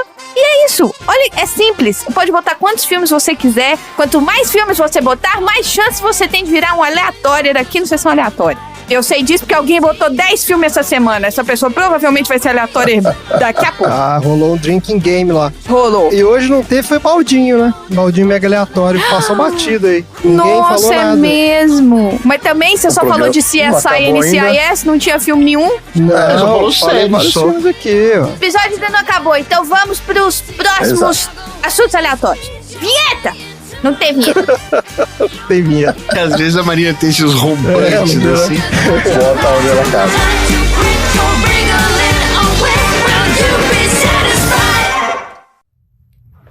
An answer for every question. Except one, John. Why are you doing this? A whim. Maybe not such a good idea. I wanted to say goodbye to you as me. Not what you thought I was. Well, since this isn't funny, we think you might have a problem.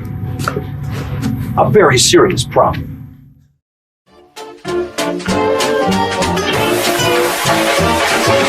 Vamos lá então para os assuntos aleatórios, né? Seguindo a ordem aqui da Marina, que encarnou a chefinha aqui hoje. É. Oxi, qual é o assunto aleatório da semana? Quando eu assisti esse filme lá atrás, eu imediatamente me lembrei de uma história muito louca, mas que faz sentido se a gente levar a premissa do filme a sério.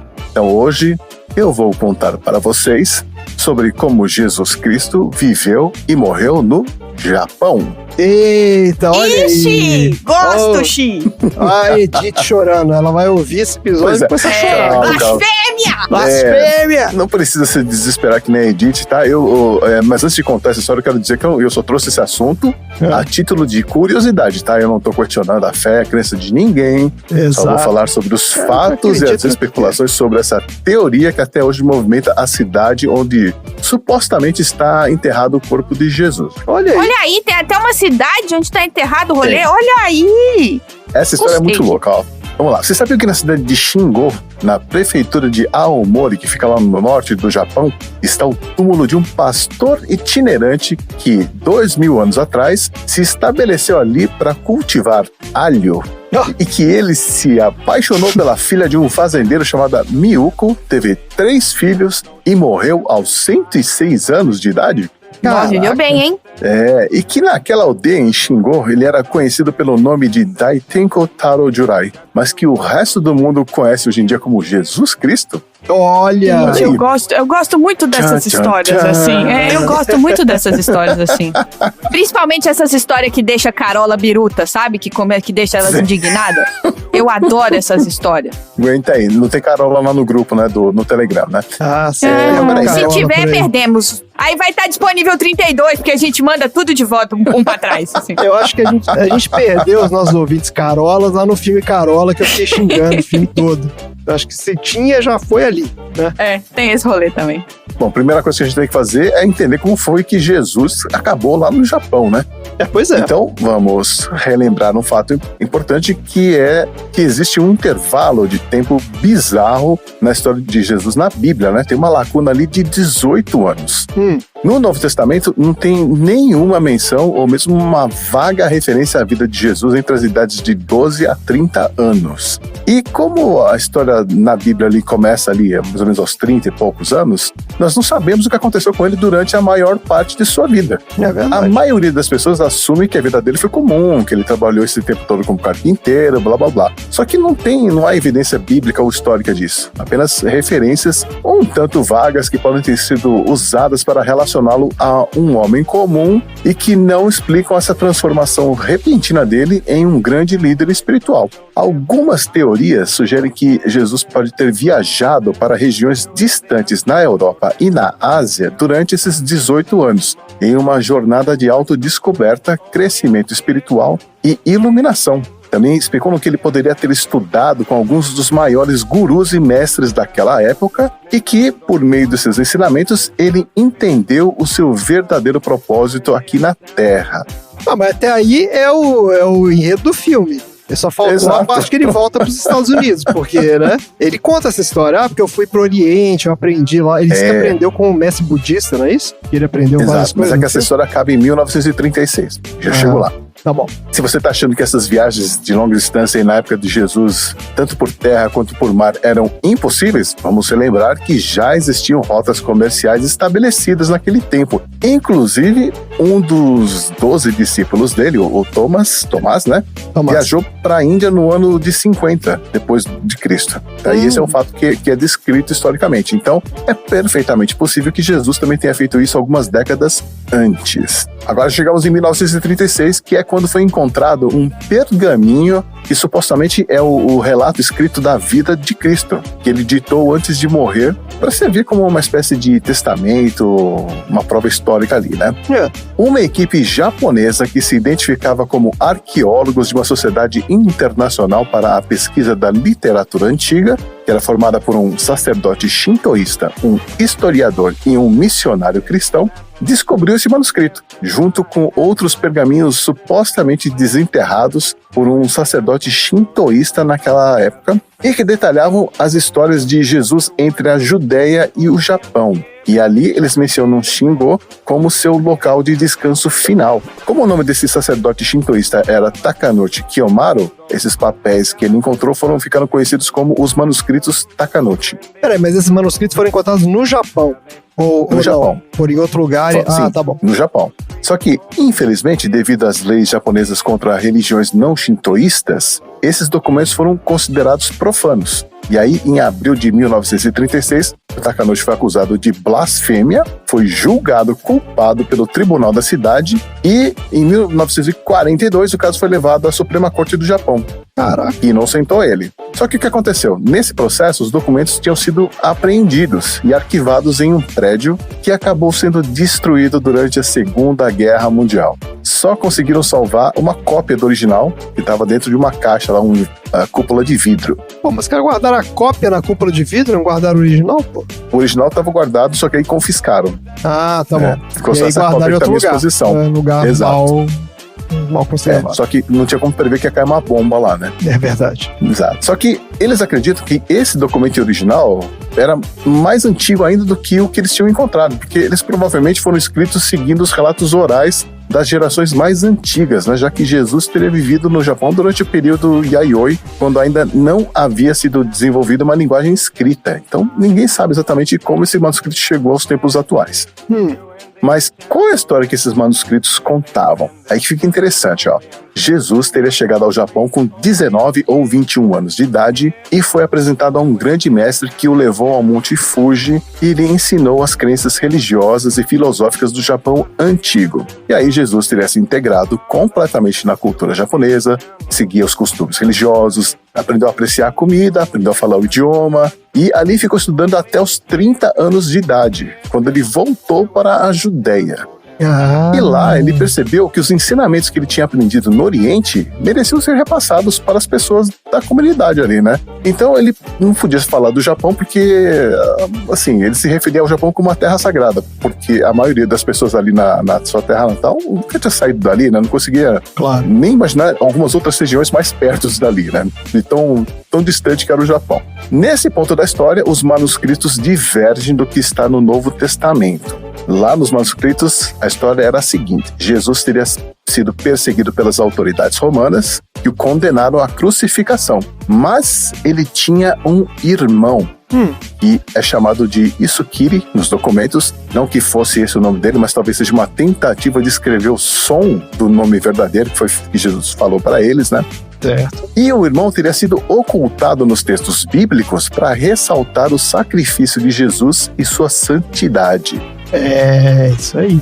Esse irmão se ofereceu para tomar o lugar de Jesus na cruz. Olha aí. Jesus teria sido poupado da crucificação, mas ele tinha uma condição: ele teria que partir dali para sempre, nunca mais voltar. E ele foi embora mesmo. Ele teria levado consigo, dizem, né, a orelha do irmão, que havia sido decepada. Mas, gente... Deus, cara. E uma mecha do cabelo da sua mãe Maria. Mas que curioso. Então, segundo essa teoria aí, essa, digamos, substituição aí na cruz foi combinado com os caras. Não é que um se passou pelo outro. Foi. Ele se ofereceu para se sacrificar no lugar do irmão, porque ele sabia que o irmão era especial. Tem alguma coisa diferente.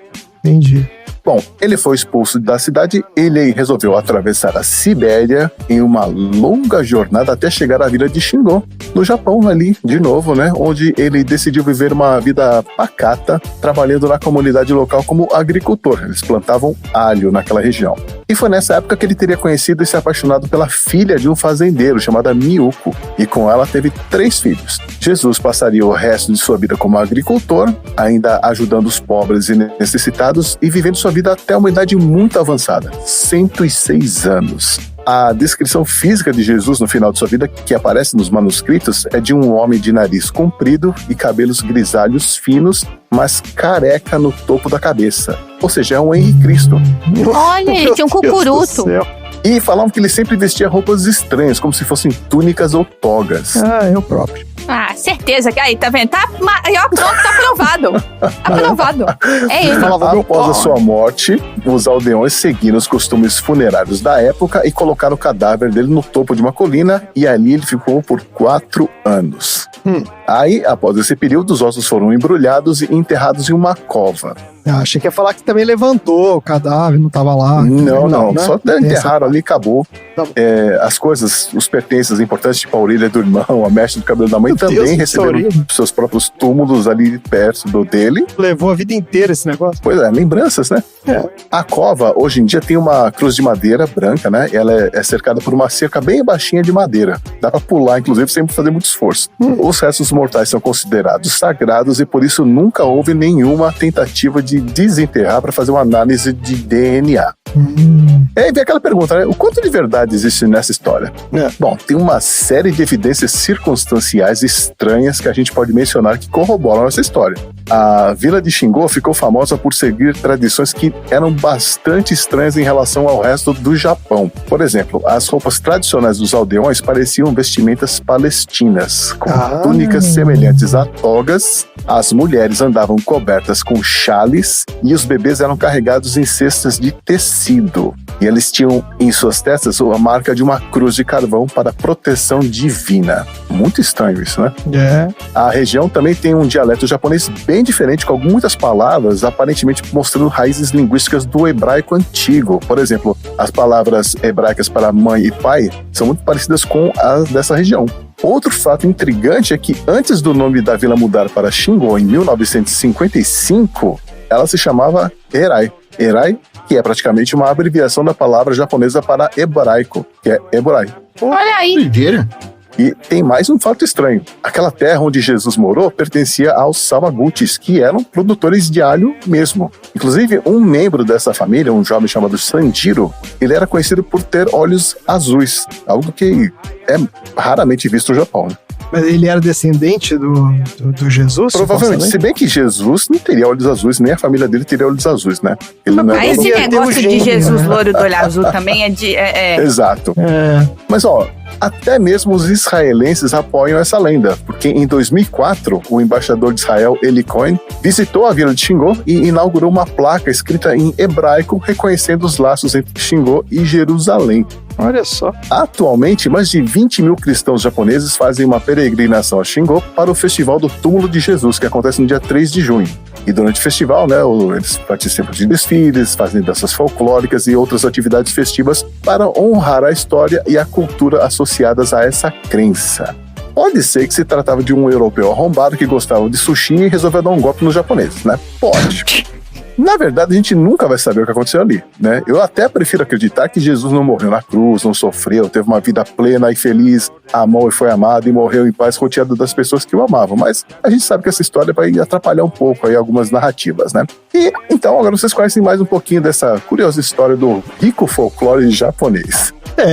Interessantíssimo isso. É muito louco. Agora, se ele deixou 3 filhos, será que não tem uma linhagem ali que remonta ao Jesus? Os caras devem saber, né? Que eles são descendentes. Tipo, sei lá, tantas gerações atrás. Faz tempo, mas... É que a primeira geração que é miscigenada ainda tem os traços físicos mais fáceis de reconhecer, mas quanto mais você vai, misturando com japonês, acaba sumindo, né? Verdade. Pensar que faz 2000 anos também não é tão simples assim. Faz 2000 anos. Mas é uma história fascinante mesmo. Isso que você comentou, né? Essa lacuna na Bíblia, né? De entre 12 e 30 anos, realmente dá margem a muita especulação. Né? Tem várias teorias por aí de, né? Estudiosos e tal, os caras ficam tentando imaginar como é que foi a vida desse cara, né? Bem curioso mesmo. Muito bom.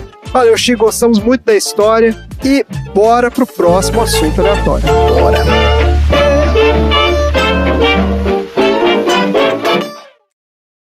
So, you're a caveman? Yes. I was the Cro-Magnon, I think. You don't know if you're a caveman or not? Well, no, I'm sure about that. A Cro-Magnon, then. When did you first realize this? When the Cro-Magnon was first identified. When anthropology gave them a name, I had mine. Well, please continue. I'm sure you must have more to say. Would you like for me to lie on the couch, Doctor? As you wish.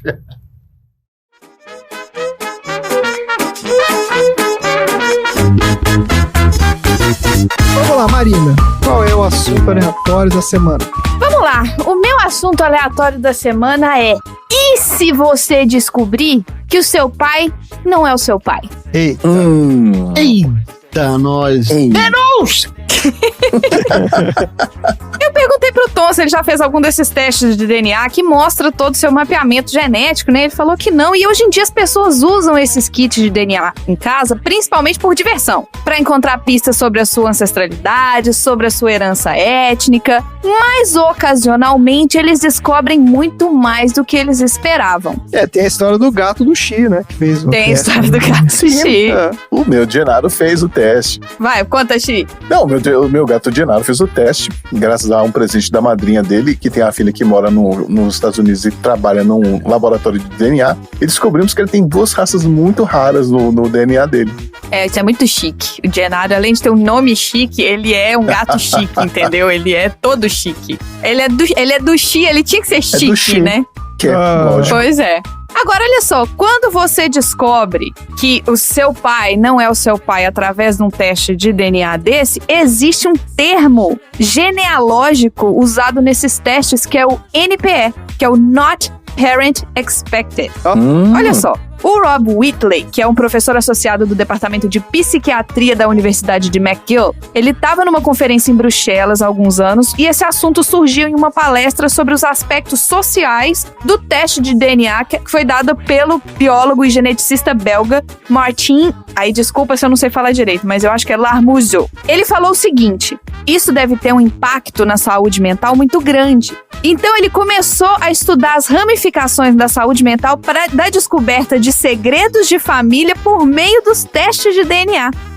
O cara fez o teste, né, meio que despretensiosamente e falou, não é seu pai, é isso. E descobre segredos de família e aí ele tá estudando o impacto mental, da saúde mental causado por esse tipo de descoberta quando é feito de descoberta por meio desses testes de DNA.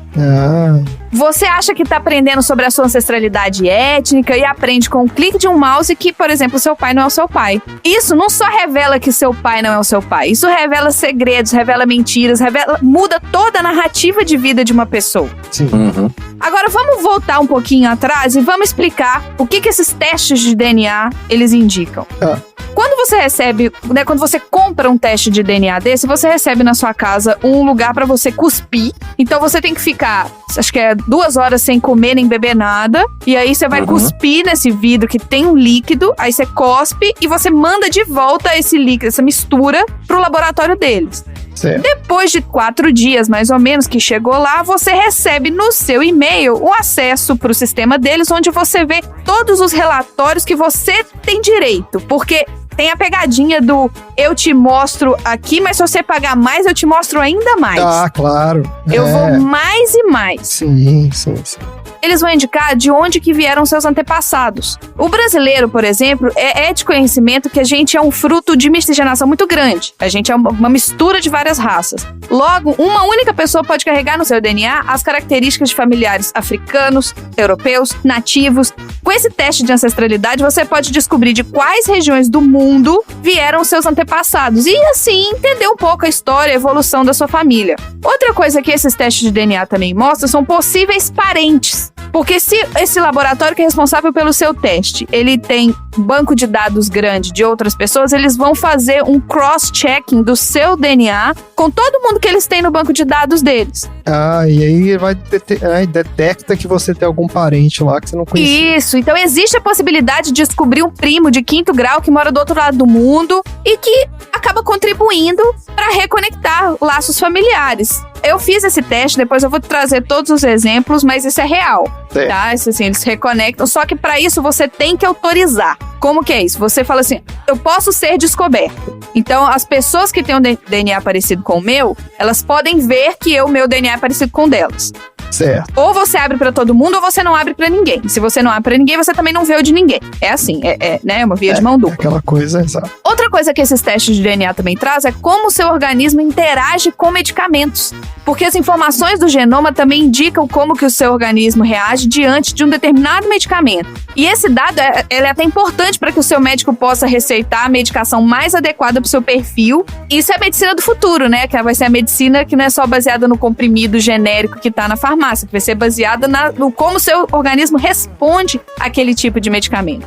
E por último, que é mais comum também que o pessoal gosta de ver nesses testes genéticos, são as tendências a doenças. onde as pessoas podem descobrir características físicas e da saúde dos seus ancestrais que podem apontar as tendências a algumas doenças. E você pode prevenir para que ela não se desenvolva, por exemplo, diabetes, câncer, fibrose cística, hipertensão arterial, etc, etc, etc. O que a gente sabe que é muito importante, porque o médico sempre pergunta, né? Você tem histórico familiar, não sei o que, então, mas muitas vezes você não sabe, né? Você não sabe. Eu vou dar um exemplo. A minha avó, de parte de mãe, faleceu quando a minha mãe era criança. Eu não tenho o histórico familiar da minha avó de parte de mãe. E esses testes são muito impressionantes, porque o cara, além de te falar na propensão para doença, o cara te dá o percentual. Ele fala assim, ó, você tem tantos % de chance de desenvolver tal e tal coisa. Caraca, bicho. E o custo de um teste desses aqui nos Estados Unidos vai de $39 até $200. A diferença do 39 para o $200 é a quantidade de informação que você vai ter depois. Ah, tá bom. No que eu fiz, eles ainda têm uma opção de assinatura anual, porque todo ano eles desenvolvem mais estudos e mais testes e conseguem fazer um mapeamento mais detalhado do genoma. Ah, então ele tipo roda de novo e tipo assim, ó, fizemos outra vez aqui e aí pegou mais coisa. Não, eles falam o seguinte, a partir de agora a gente tem o teste que indica, que consegue te dar a proporção pra essa doença aqui, ó, que não tinha antes. Então, mas a gente já tem o seu material genético. Ah, já tem lá. Então, se você quiser ter acesso aos seus dados para esse teste específico, se você pagar essa assinatura anual, que todo relatório que a gente for soltar, a gente te manda qual que é o seu percentual. Ele vai atualizando, entendi. Então você não precisa ficar mandando outras amostras. Agora, nos 15 anos que esses testes de DNA estão disponíveis aqui nos Estados Unidos, 30 milhões de pessoas os fizeram. E ainda assim, se é que existe na literatura científica, analisa as ramificações para a saúde mental, de aprender as notícias surpreendentes e potencialmente angustiantes que esses testes podem trazer. Então, o Whitley, que é esse médico que eu estava falando, esse pesquisador, ele tinha $75 mil de financiamento do Genome Canada e do Conselho de Pesquisa em Ciências Sociais e Humanas. Ele divulgou um panfleto nas mídias sociais no final de maio do ano passado para grupos como o NPE Friends and Fellowship, que é um grupo de pessoas, é um grupo no Facebook que tem mais de 10 mil pessoas, só de pessoas que no teste de DNA deles deu NPE. Que o pai não era quem eles esperavam que era. Nossa! Esse panfleto, ele pedia depoimentos com as histórias de vida das pessoas que foram impactadas por esses testes genéticos. E ele queria, 2 respostas por mês, que ele achou que ele fosse receber, no muito. Imediatamente, em algumas semanas, mais de 300 e-mails foram recebidos. E de todo mundo. Ele recebeu e-mail, inclusive, da Austrália e de Hong Kong, na China. Nossa! Inicialmente, eles pensavam que não teria esse nível de adesão. E eles nunca viram tanto entusiasmo por um projeto de pesquisa. E ele reiterou ainda, olha, eu faço pesquisa há mais de 20 anos. Os e-mails eram longos, muito tocantes e extremamente comoventes. Eles contam como a descoberta afetou a vida deles. E foi difícil dizer a tantos que eles não poderiam participar do estudo, porque o financiamento só cobria 50 pessoas. Alguns disseram que a sua autoidentidade foi destruída, que é um soco no estômago. Alguns disseram que sempre sentiram que os pais os tratavam de maneira diferente. Olha aí. E ele aborda todos esses estudos de um ponto de vista neutro. Ele está igualmente aberto a ouvir se a experiência de alguém foi positiva ou se a experiência de alguém foi negativa. Só que a galera que bombardeou ele foi todo mundo que teve um aspecto mais negativo do que positivo. Que é o pessoal que se sente, né, mais impelido a falar, né? Tipo, e que quer dividir, que quer ter alguém... Exato, e que quer conseguir botar isso pra fora. Exato, e ver a experiência de outras pessoas, tipo, é importante. Foi exatamente isso que o Whitley falou. Ele falou, olha, mostra como esse grupo sente a necessidade de contar a sua história e de colocar os seus problemas na agenda de política pública. E o objetivo do estudo no final era saber de como que essa descoberta afetou a saúde mental e bem-estar, que tipo de apoio eles receberam de familiares e amigos, se eles procuraram ajuda de profissionais de saúde mental ou se eles só guardaram para si mesmos. Algumas das pessoas que enviaram e-mail disseram que os terapeutas não são necessariamente úteis, porque eles não tiveram treinamento nenhum para abordar esse tipo de assunto. E mesmo os membros das suas próprias famílias não conseguem entender o grau que a descoberta os afetou. Ele disse que espera que o resultado do sujeito, que ainda não saiu o resultado completo, né, que eles ainda estão fazendo esse estudo, mas espera que o resultado do estudo sugira algum tipo de política pública em relação a esses testes. Porque deveria ser, por exemplo, deveria ser maior de idade para fazer um teste desse? Porque qualquer um pode mandar uma amostra. Eu posso ter uma criança, pegar a amostra dessa criança e mandar. Você deveria limitar-se para fazer o teste por si mesmo? Porque você pode mandar um teste de terceiros. Você pode falar, pai, cospe aqui, mãe, cospe aqui, vamos fazer hahaha, que engraçado. Se você suspeita que o seu filho não é o seu filho, você pode descobrir com esse teste. Só você mandar o seu e o dele e vai falar se é um mapeamento ou não. E é uma violação de privacidade, né? Tremenda, porque a pessoa recebe um relatório, né, com informação de terceiros. As empresas incluem avisos como esse aqui, ó. Abre aspas. Você pode descobrir fatos inesperados sobre você ou sua família ao utilizar o nosso serviço. Uma vez que as descobertas são feitas, não podemos desfazê-las. Isso aí. Tem uma outra empresa que fala assim: informações genéticas também podem revelar que alguém com quem você pensava estar relacionado não é seu parente biológico. Isso acontece com mais frequência no caso de paternidade, quando alguém descobre que o seu pai biológico não é quem ele pensava.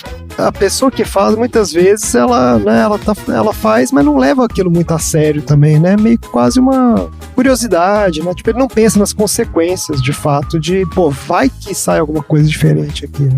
E ó, vou contar um caos aqui, mas antes, pra finalizar a fala do Whitley, ele disse que acha que as empresas que comercializam esses testes de DNA têm a responsabilidade de apresentar esses avisos e tinham que ser com mais destaques. E que eles deveriam ter conselheiros treinados disponíveis para lidar com as pessoas que são perturbadas com o que elas aprenderam. Entre aqueles que enviaram e-mails para o Whitley, muitas pessoas disseram que ligaram para dizer que tiveram os resultados errados. E quando estão falando com o agente de atendimento ao cliente, as pessoas não são treinadas em aconselhamento. A pessoa liga, aqui então, tá errado aqui porque o meu teste, né, meu pai não tá falando que meu pai não é meu pai. E aí a pessoa responde, é porque seu pai não é seu pai. Tá errado não, meu querido, é isso mesmo. Próxima pergunta.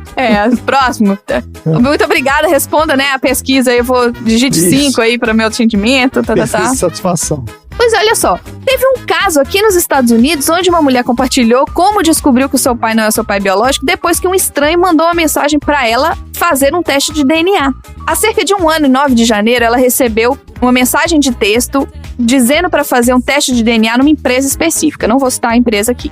Aí ela virou e falou assim, gente, essa mensagem aqui é falsa. Ligou pra amiga dela no FaceTime e falou, cara, escuta isso aqui, que era uma mensagem de áudio. A amiga dela respondeu, eu acho, meu instinto tá me dizendo que isso aqui não é mentira não. Se eu fosse você, eu respondia. E aí ela começou a responder. Ela mora aqui no Brooklyn, inclusive, aqui de Nova York. Ela achou que a pessoa tinha criado uma conta falsa no Facebook pra enviar uma mensagem pra ela e pro marido, que eles não forneceram nenhum tipo de prova se isso era real. Ela falou, que porra é essa, né?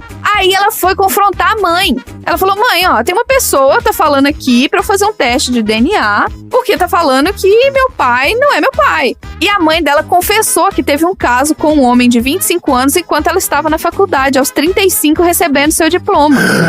E ela admitiu que o homem que criou ela não era o pai dela. Ela falou, quase que eu caí da cadeira. Ela teve um caso com um cara 10 anos mais novo que ela quando estava na faculdade. E ele foi até ela depois e viu que ela estava grávida e apontou pra barriga dela e falou assim, é meu? Ela falou assim, não. Morreu o assunto, né? Ela nunca mais encontrou o cara. E a menina foi imediatamente fazer o teste de ancestralidade. E aí, algumas semanas depois, ela recebeu o resultado.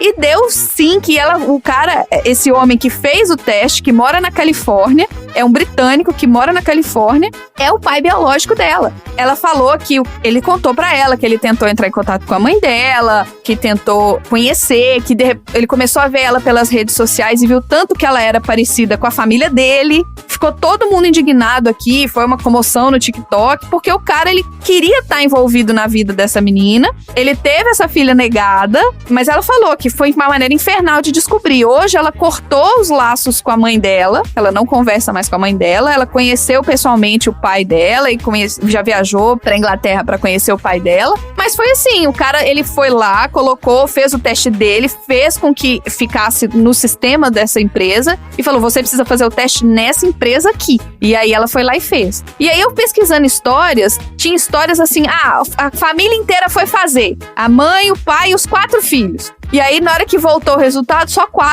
3 dos 4 eram filhos do pai e da mãe. Nossa senhora. Nossa. E um não era. Fica aquela beleza. E ninguém sabia, ninguém conseguia entender. Aí descobriram que a criança foi trocada. Meu Deus! A criança foi trocada. Que vontade de ficar na porta desse laboratório. Aí, pra finalizar o meu assunto, eu queria trazer aqui o meu teste de DNA. O quê? Parabéns pra mamãe. Tchan, tchan. Olha só, o meu teste de DNA fala que eu sou 87% europeia. Ó que mentira. Não sou. E que eu sou 10% da África subsaariana. Tô errado? Não tá, né? Mas, poxa, eu achava que eu era mó nativa brasileira, sabe? Descendente dos povos indígenas americanos. Não sou. Eu sou metade europeia. Eu sou 90% europeia e 10% africana. Acho que eu tenho mais laços nativos brasileiros que Eu você. também acho, Xi. Olha só, sacanagem. Mas, ó, eu tenho 5% a mais de variantes neandertais do que as outras pessoas que fizeram esse mesmo teste do que eu. Olha aí. Olha aí. É mesmo. O que significa É uma isso? troglodita. Trocadilho. A bicha é Eu tenho- grossa, velho. 2% do meu DNA é DNA neandertal. Você não sabe o que você tá fazendo divulgando essa informação. Não tô entendendo também, que eu tô achando tanta graça. Né?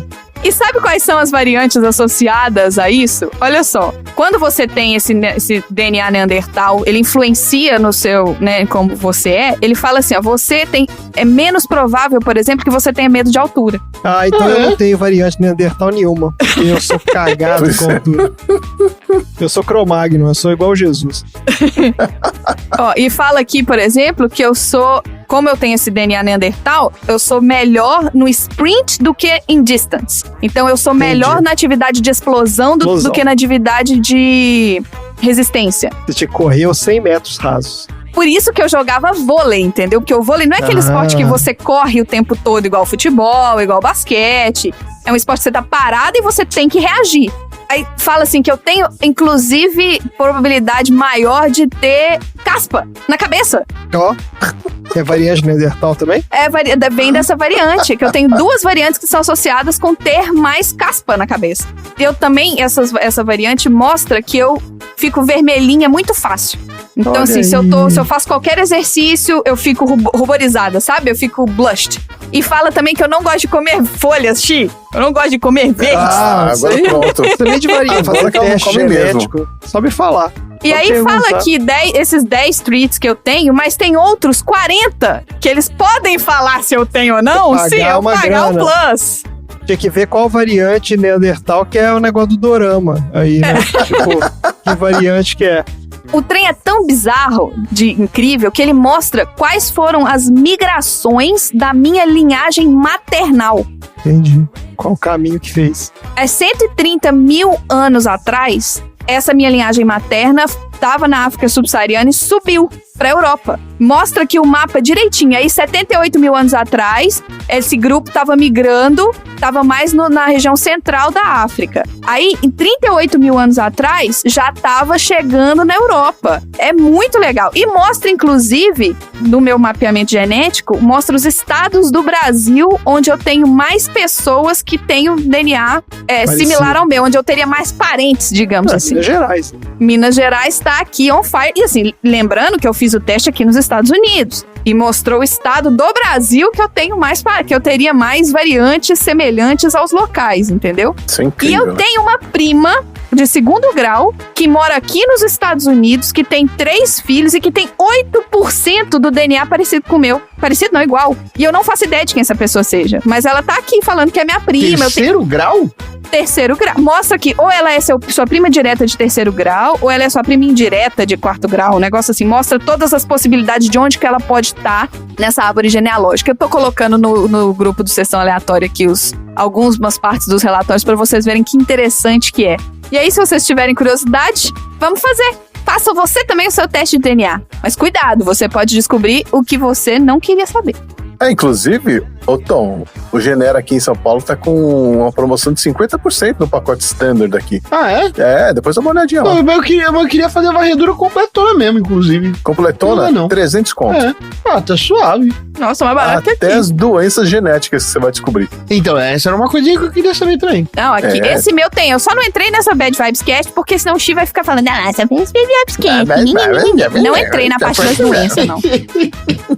Acabei meu assunto aleatório, desculpa.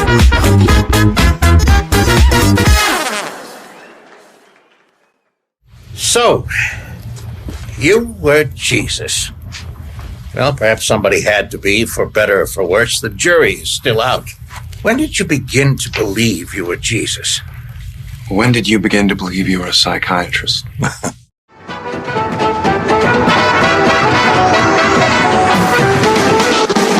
Vamos lá, Tom, para encerrar esse episódio maravilhoso, qual é o assunto aleatório da semana? Então, eu me peguei tentando assistir o filme, né? Nunca tinha ouvido falar do filme. Aí fui procurar, entrei no Just Watch lá. E aí, o Just Watch deu pra mim que você quer assistir este filme? Assista no YouTube. É o quê? Você não sabia que tem filme no YouTube, Tom? Eu nunca tinha Assim, visto. não. Eu sabia que tinha um filme no YouTube. Surpresa. Mas quando se trata desse filme, eu vi que tem uns 5 links pra assistir o filme. Tem o filme legendado em português, tem o filme em versão de alta definição, tem a versão original do filme, tem uma série de diferentes filmes pra você assistir no próprio YouTube. E aí, por que não falar sobre essa ferramentinha voluntária chamada YouTube? Cara, eu lembro da primeira vez que eu recebi um link do YouTube, Bernardo, beijo Bernardo, que tá morando na Itália, que é o nosso, que vai ser nosso aleatório, assim que ele botar um filme, viu, Bernardo? Ele me mandou um link do YouTube e eu tava naquela medo de clicar em links, né, do início da internet, que devia ser um medo até hoje, mas hoje a gente é mais esperto. Eu respondi, esse link é seguro? Ele, Marina, isso é o YouTube. Eu não sei o que é YouTube. Eu tô perguntando se o link é seguro. Mas você lembra o ano? Ai, 2005? 2006? Ah, foi logo no começo, então, também. Foi, mas poxa, eu não sabia o que era YouTube. Pra vocês verem, não clique em qualquer coisa que te manda. Mas deboche dos amigos que não sabem o que é. Eu também lembro de começar a usar o YouTube bem no comecinho ainda. Vamos lá, vamos falar sobre o YouTube.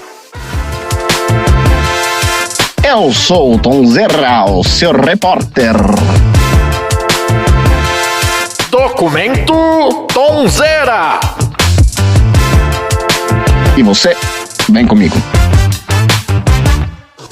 Desde os primórdios, a forma como a gente consome o conteúdo audiovisual tem evoluído. A gente passou por uma série, principalmente eu, Xi, André, Maria não tanto. A gente viu os filmes em diversas mídias diferentes. A gente viu VHS. Eu vi VHS. Aí depois a gente viu em DVD. Check também. Aí teve aquele solucinho do Blu-ray. Laserdisc. Não teve? Teve, Laserdisc. Ah, Laserdisc eu nem tinha. Mais antigo. Era muito caro esse, eu não tinha não. Esse pouca gente viu, esse não tinha mesmo. E teve o Blu-ray, que todo mundo achou que ia destruir, mas ele durou muito pouco tempo se a gente olhar. Não, o Blu-ray tá aí, como assim? Tá aí até hoje. Ah, mas ninguém usa, ninguém assiste mais Blu-ray. Bom, eu usei hoje pra assistir a Festa do Monstro Maluco. Ah, meu Deus do céu. E os tradicionais cinemas têm agora uma concorrente que é o streaming. Tá confusão aqui o streaming, gente, tá confusão aqui. Por quê? Por causa da greve, das greves? É. E aí, o streaming acaba sendo uma mídia promissora a partir de 2005. E o YouTube foi justamente quem propôs essa revolução. Em 2005, mais precisamente em fevereiro, 3 ex-funcionários do PayPal, inclusive um dia eu vou fazer um tema aleatório aqui, contando sobre todo mundo que saiu do PayPal, o que foi que eles já criaram. Nossa. É verdade. E como é bom você pedir demissão do PayPal, porque são grandíssimas as chances de você se tornar bilionário. 3 ex-funcionários, o Chad Hurley, o Steve Chen e o Jawed Karim, desculpe, Jawed. Provavelmente não é Jawed que se fala o seu nome também, mas... Desculpa de novo. Desculpa de novo. Decidiram criar uma plataforma que permitisse que as pessoas compartilhassem vídeos online sem a necessidade de download. Eles estavam descontentes com a falta de opção disponível para conseguir fazer esses compartilhamentos, principalmente de vídeos curtos na internet. E aí, eles criaram o YouTube. Lá no comecinho, o YouTube não era nada mais do que uma ideia de alguns códigos em HTML5. E o primeiro vídeo, carregado em abril de 2005, foi com o próprio querido Jawed, que se chamava Me at the Zoo, ou Eu no Zoológico. O vídeo tinha 18 segundos e mostrava o Jawed na frente dos elefantes no zoológico de San Diego. E a partir daí começou a revolução. O YouTube rapidinho ganhou popularidade e começou a atrair milhares de usuários que carregavam e assistiam o vídeo na hora.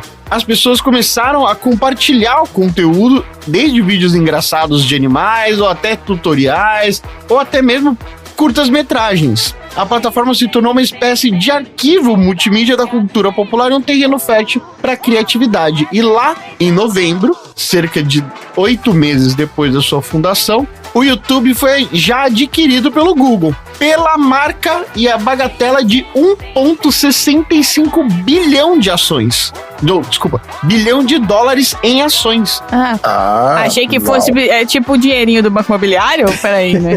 Nota promissória. Também quero. É isso. Nota promissória do jogo da vida. Ou seja, por impressionantes 1,6 bilhão de dólares em ações. Os caras, em 8 meses, os caras foram capazes de se tornar bilionários, esses 3 caras. E na época, o YouTube tinha menos de 50 funcionários. Essa aquisição tornou-se um marco na história da internet e o YouTube se tornou oficialmente parte do império do Google. Uma das principais razões pelo crescimento rápido do YouTube foi essa diversidade de conteúdo. Lá desde o comecinho, a plataforma permitiu que qualquer pessoa enviasse seus vídeos, abrindo espaço para uma ampla variedade de interesses e compartilhamento de suas paixões, o que fez com que o YouTube se tornasse rapidinho uma biblioteca virtual infinita de vídeos que ia desde a comédia e música até a educação, viagem, culinária, fotografia e etc. Outro fator importante para o YouTube ter crescido tão rápido foi justamente a possibilidade de ser um material muito mais acessível. Qualquer pessoa com uma câmera na mão e internet poderia se tornar um criador de conteúdo. E isso fez, obviamente, com que a plataforma se tornasse muito democrática em termos de produção de conteúdo audiovisual. Além disso, permitiu que novos talentos surgissem e encontrassem no YouTube o seu espaço independente para conseguir construir um material autêntico. Logo em seguida, o YouTube começou a se tornar uma plataforma pioneira do que se chama os vídeos virais. Aí sim. Os usuários começaram a descobrir e compartilhar vídeos engraçados, emocionantes, surpreendentes, enfim, que passava algum tipo de reação entre as pessoas. É isso aí. Um deles é aquele do Charlie Beat My Finger. Eu não conheço esse não. Charlie Ah, né, você não conhece? Você não conhece? Esse não. Ah, não é possível. Eu já estou aqui no YouTube. Charlie Beat My Finger. Tô pondo aqui pros aleatórios. Se vocês são alienados igual o André, você pode assistir aí agora. Esse vídeo tem 6,9 milhões de views. Oh, Charlie! Oh! Charlie! That really hurt! Ele foi um dos primeiros a se tornar em virais, assim como aquele do David at the Dentist. Esse é o garotinho que sai do baleado do menino que tá dopado. esse é muito bom também. Kind of felt good, didn't it? Is this real life? Yeah, this is real life. Tem o também que é do garotinho que grita Nintendo 64. Lembra disso? Maravilhoso. É dessa época que tem... É porque os brasileiros vieram depois, né? Mas eu lembro de 2 muito nitidamente, sim, foram os primeiros que me impactaram profundamente na minha vida, que foram o primeiro o Nissin Orfale, né? Maravilhoso. Nissin Orfale é um clássico. 2 irmãs e um irmãozinho, minha família é um show. E os meus pais são demais, como eles não têm. Quando a gente viaja é irado, é 10. Mas o melhor é quando vamos pra baleia. Eu sou Nissin Orfale. Confesso que eu conheci Nissin Orfale tem uns 5 anos atrás só. O quê? Eu não conhecia, Você não viveu essa... Não Que vivia isso? era Nissin O momento Orfale. de Nissin Orfale? Você tava presa.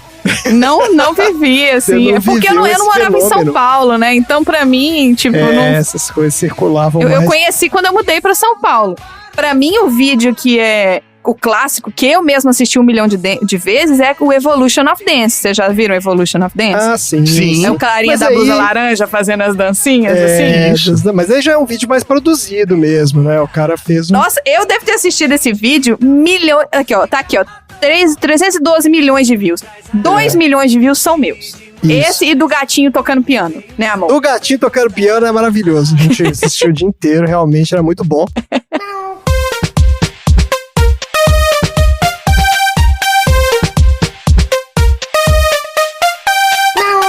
Mas tem o outro também, que eu acho até que é mais antigo do que o Nissinho Fale, que é o Cara Tossiu. Oh, cara tossiu, oh, cara tossiu, oh, kagayaku atsuki yushi. Que é um vídeo O cara tossiu maravilhoso também. Mas o cara tossiu eu assisti no caso. Eu baixei. O Cara Tossiu é maravilhoso. O cara É tossiu, maravilhoso. eu lembro que eu baixei no casar. Ah, você foi pré-YouTube, então. Foi antes do Eu fui YouTube. pré-YouTube nesse aí. Ô, cara tossiu! Ô, cara tossiu! Ô, canalhado alto! Clássico. É muito bom.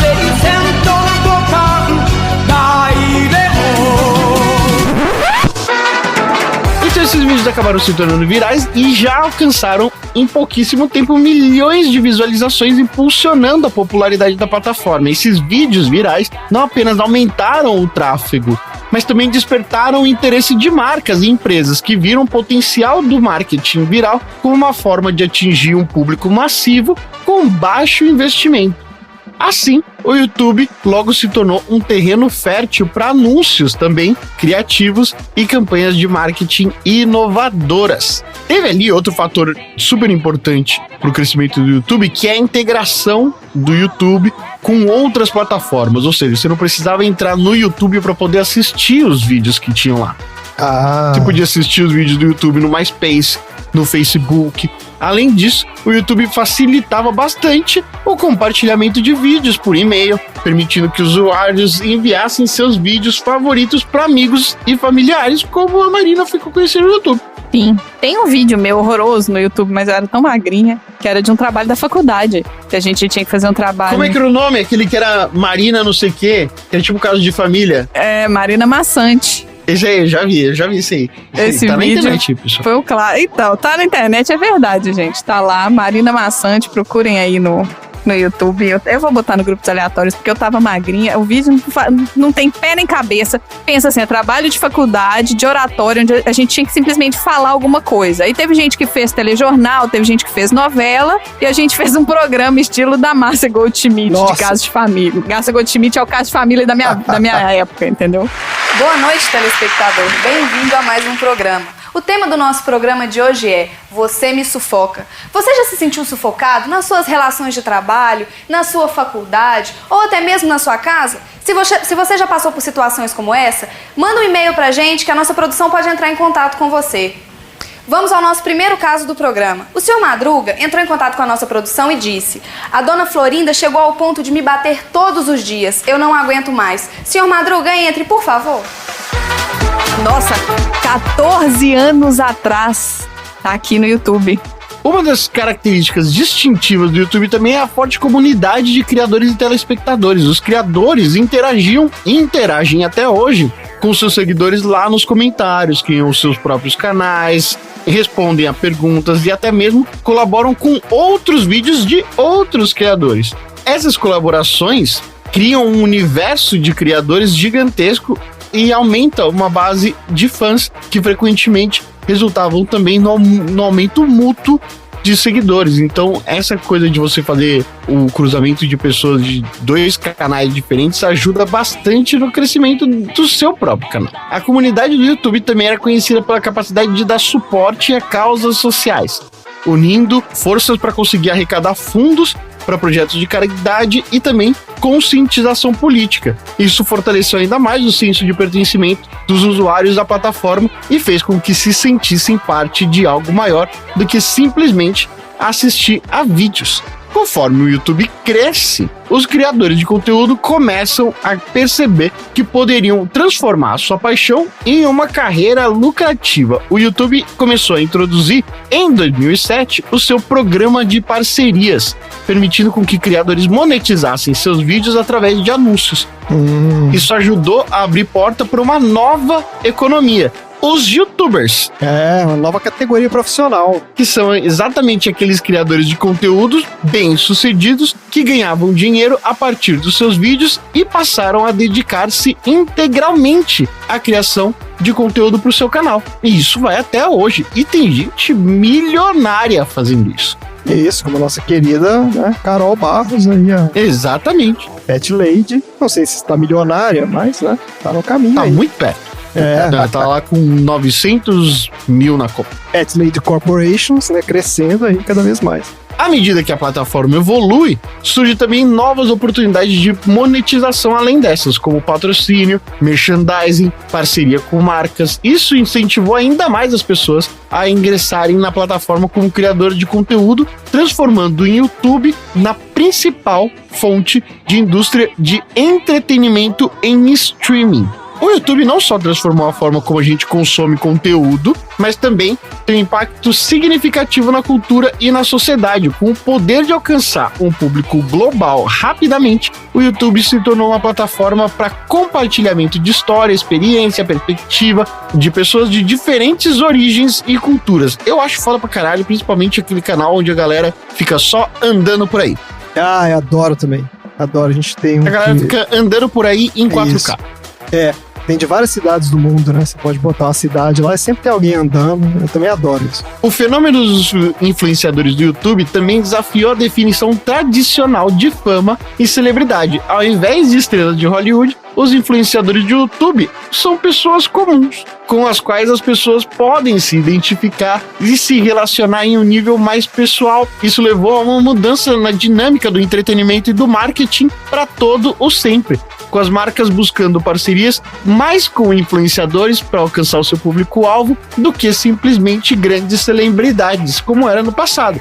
Pesquisadores estudaram o fenômeno dos influenciadores no YouTube, revelando o papel significativo que esses caras desempenham no mercado de entretenimento e publicidade. Duas pessoas, em um artigo publicado por Bazarova e Yang na revista Journal of Computer Mediated Communication de 2019, os autores destacam que os influenciadores do YouTube criam uma conexão mais autêntica com seus seguidores, resultando em maior engajamento e influência nas decisões de compra da sua audiência. Chegando já no finalzinho, o crescimento contínuo do YouTube e a sua crescente popularidade, as indústrias do entretenimento e mídia tiveram que, a partir daí, se adaptar ao novo cenário. O YouTube acabou abrindo caminho para a ascensão do streaming como uma plataforma dominante na maneira de se consumir conteúdo audiovisual.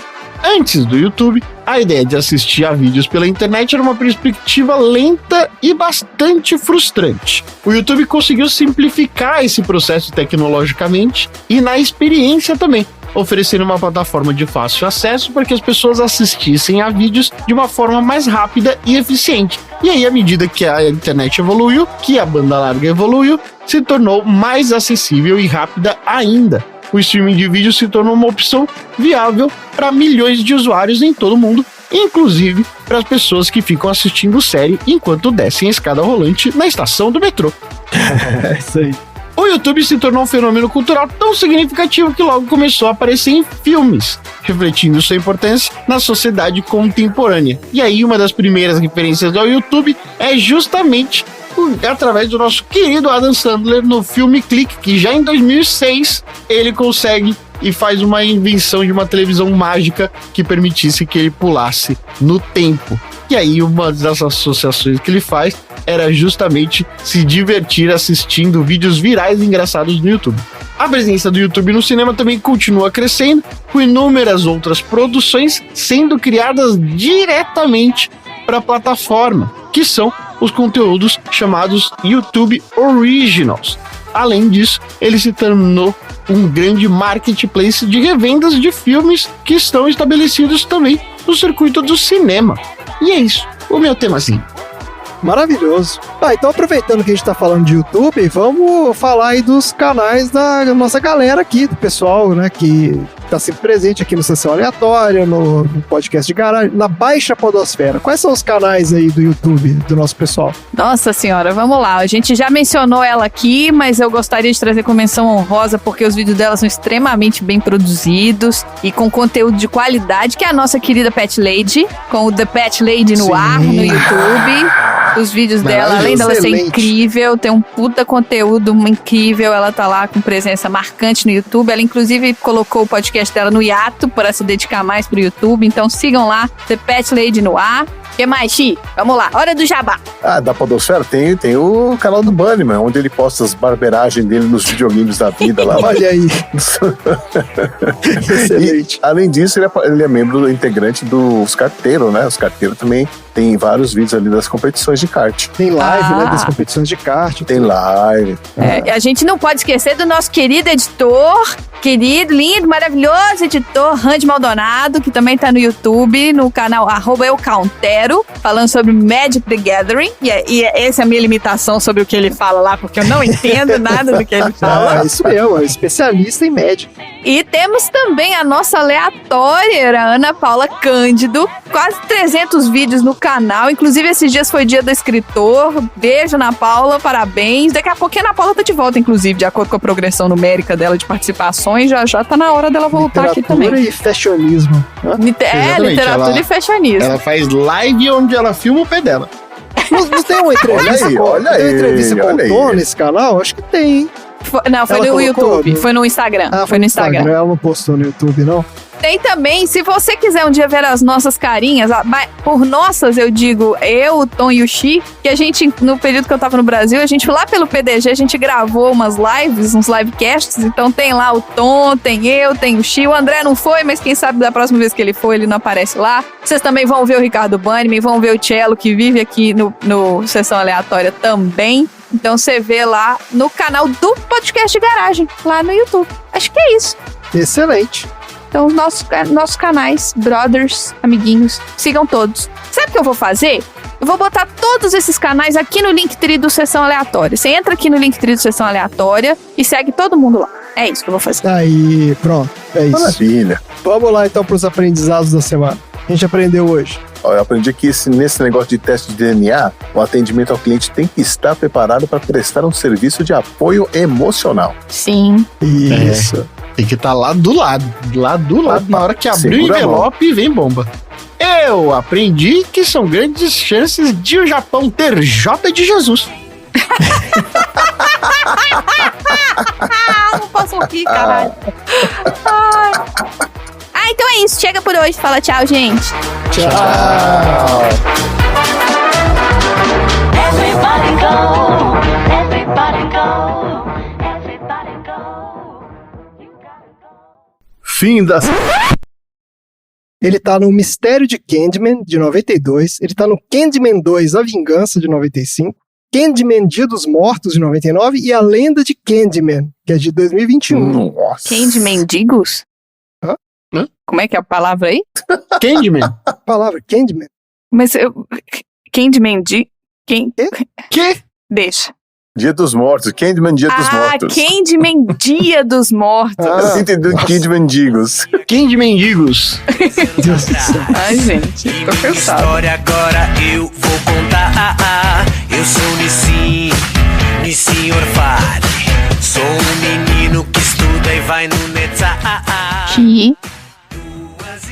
Xi. Oi, desculpa. Não tava prestando atenção. Olha como é que pega no pulo. Pegou. Nossa, aquele professor que chama o aluno e o cara tá, né, tá em outro mundo. A resposta é C, professor. Filler.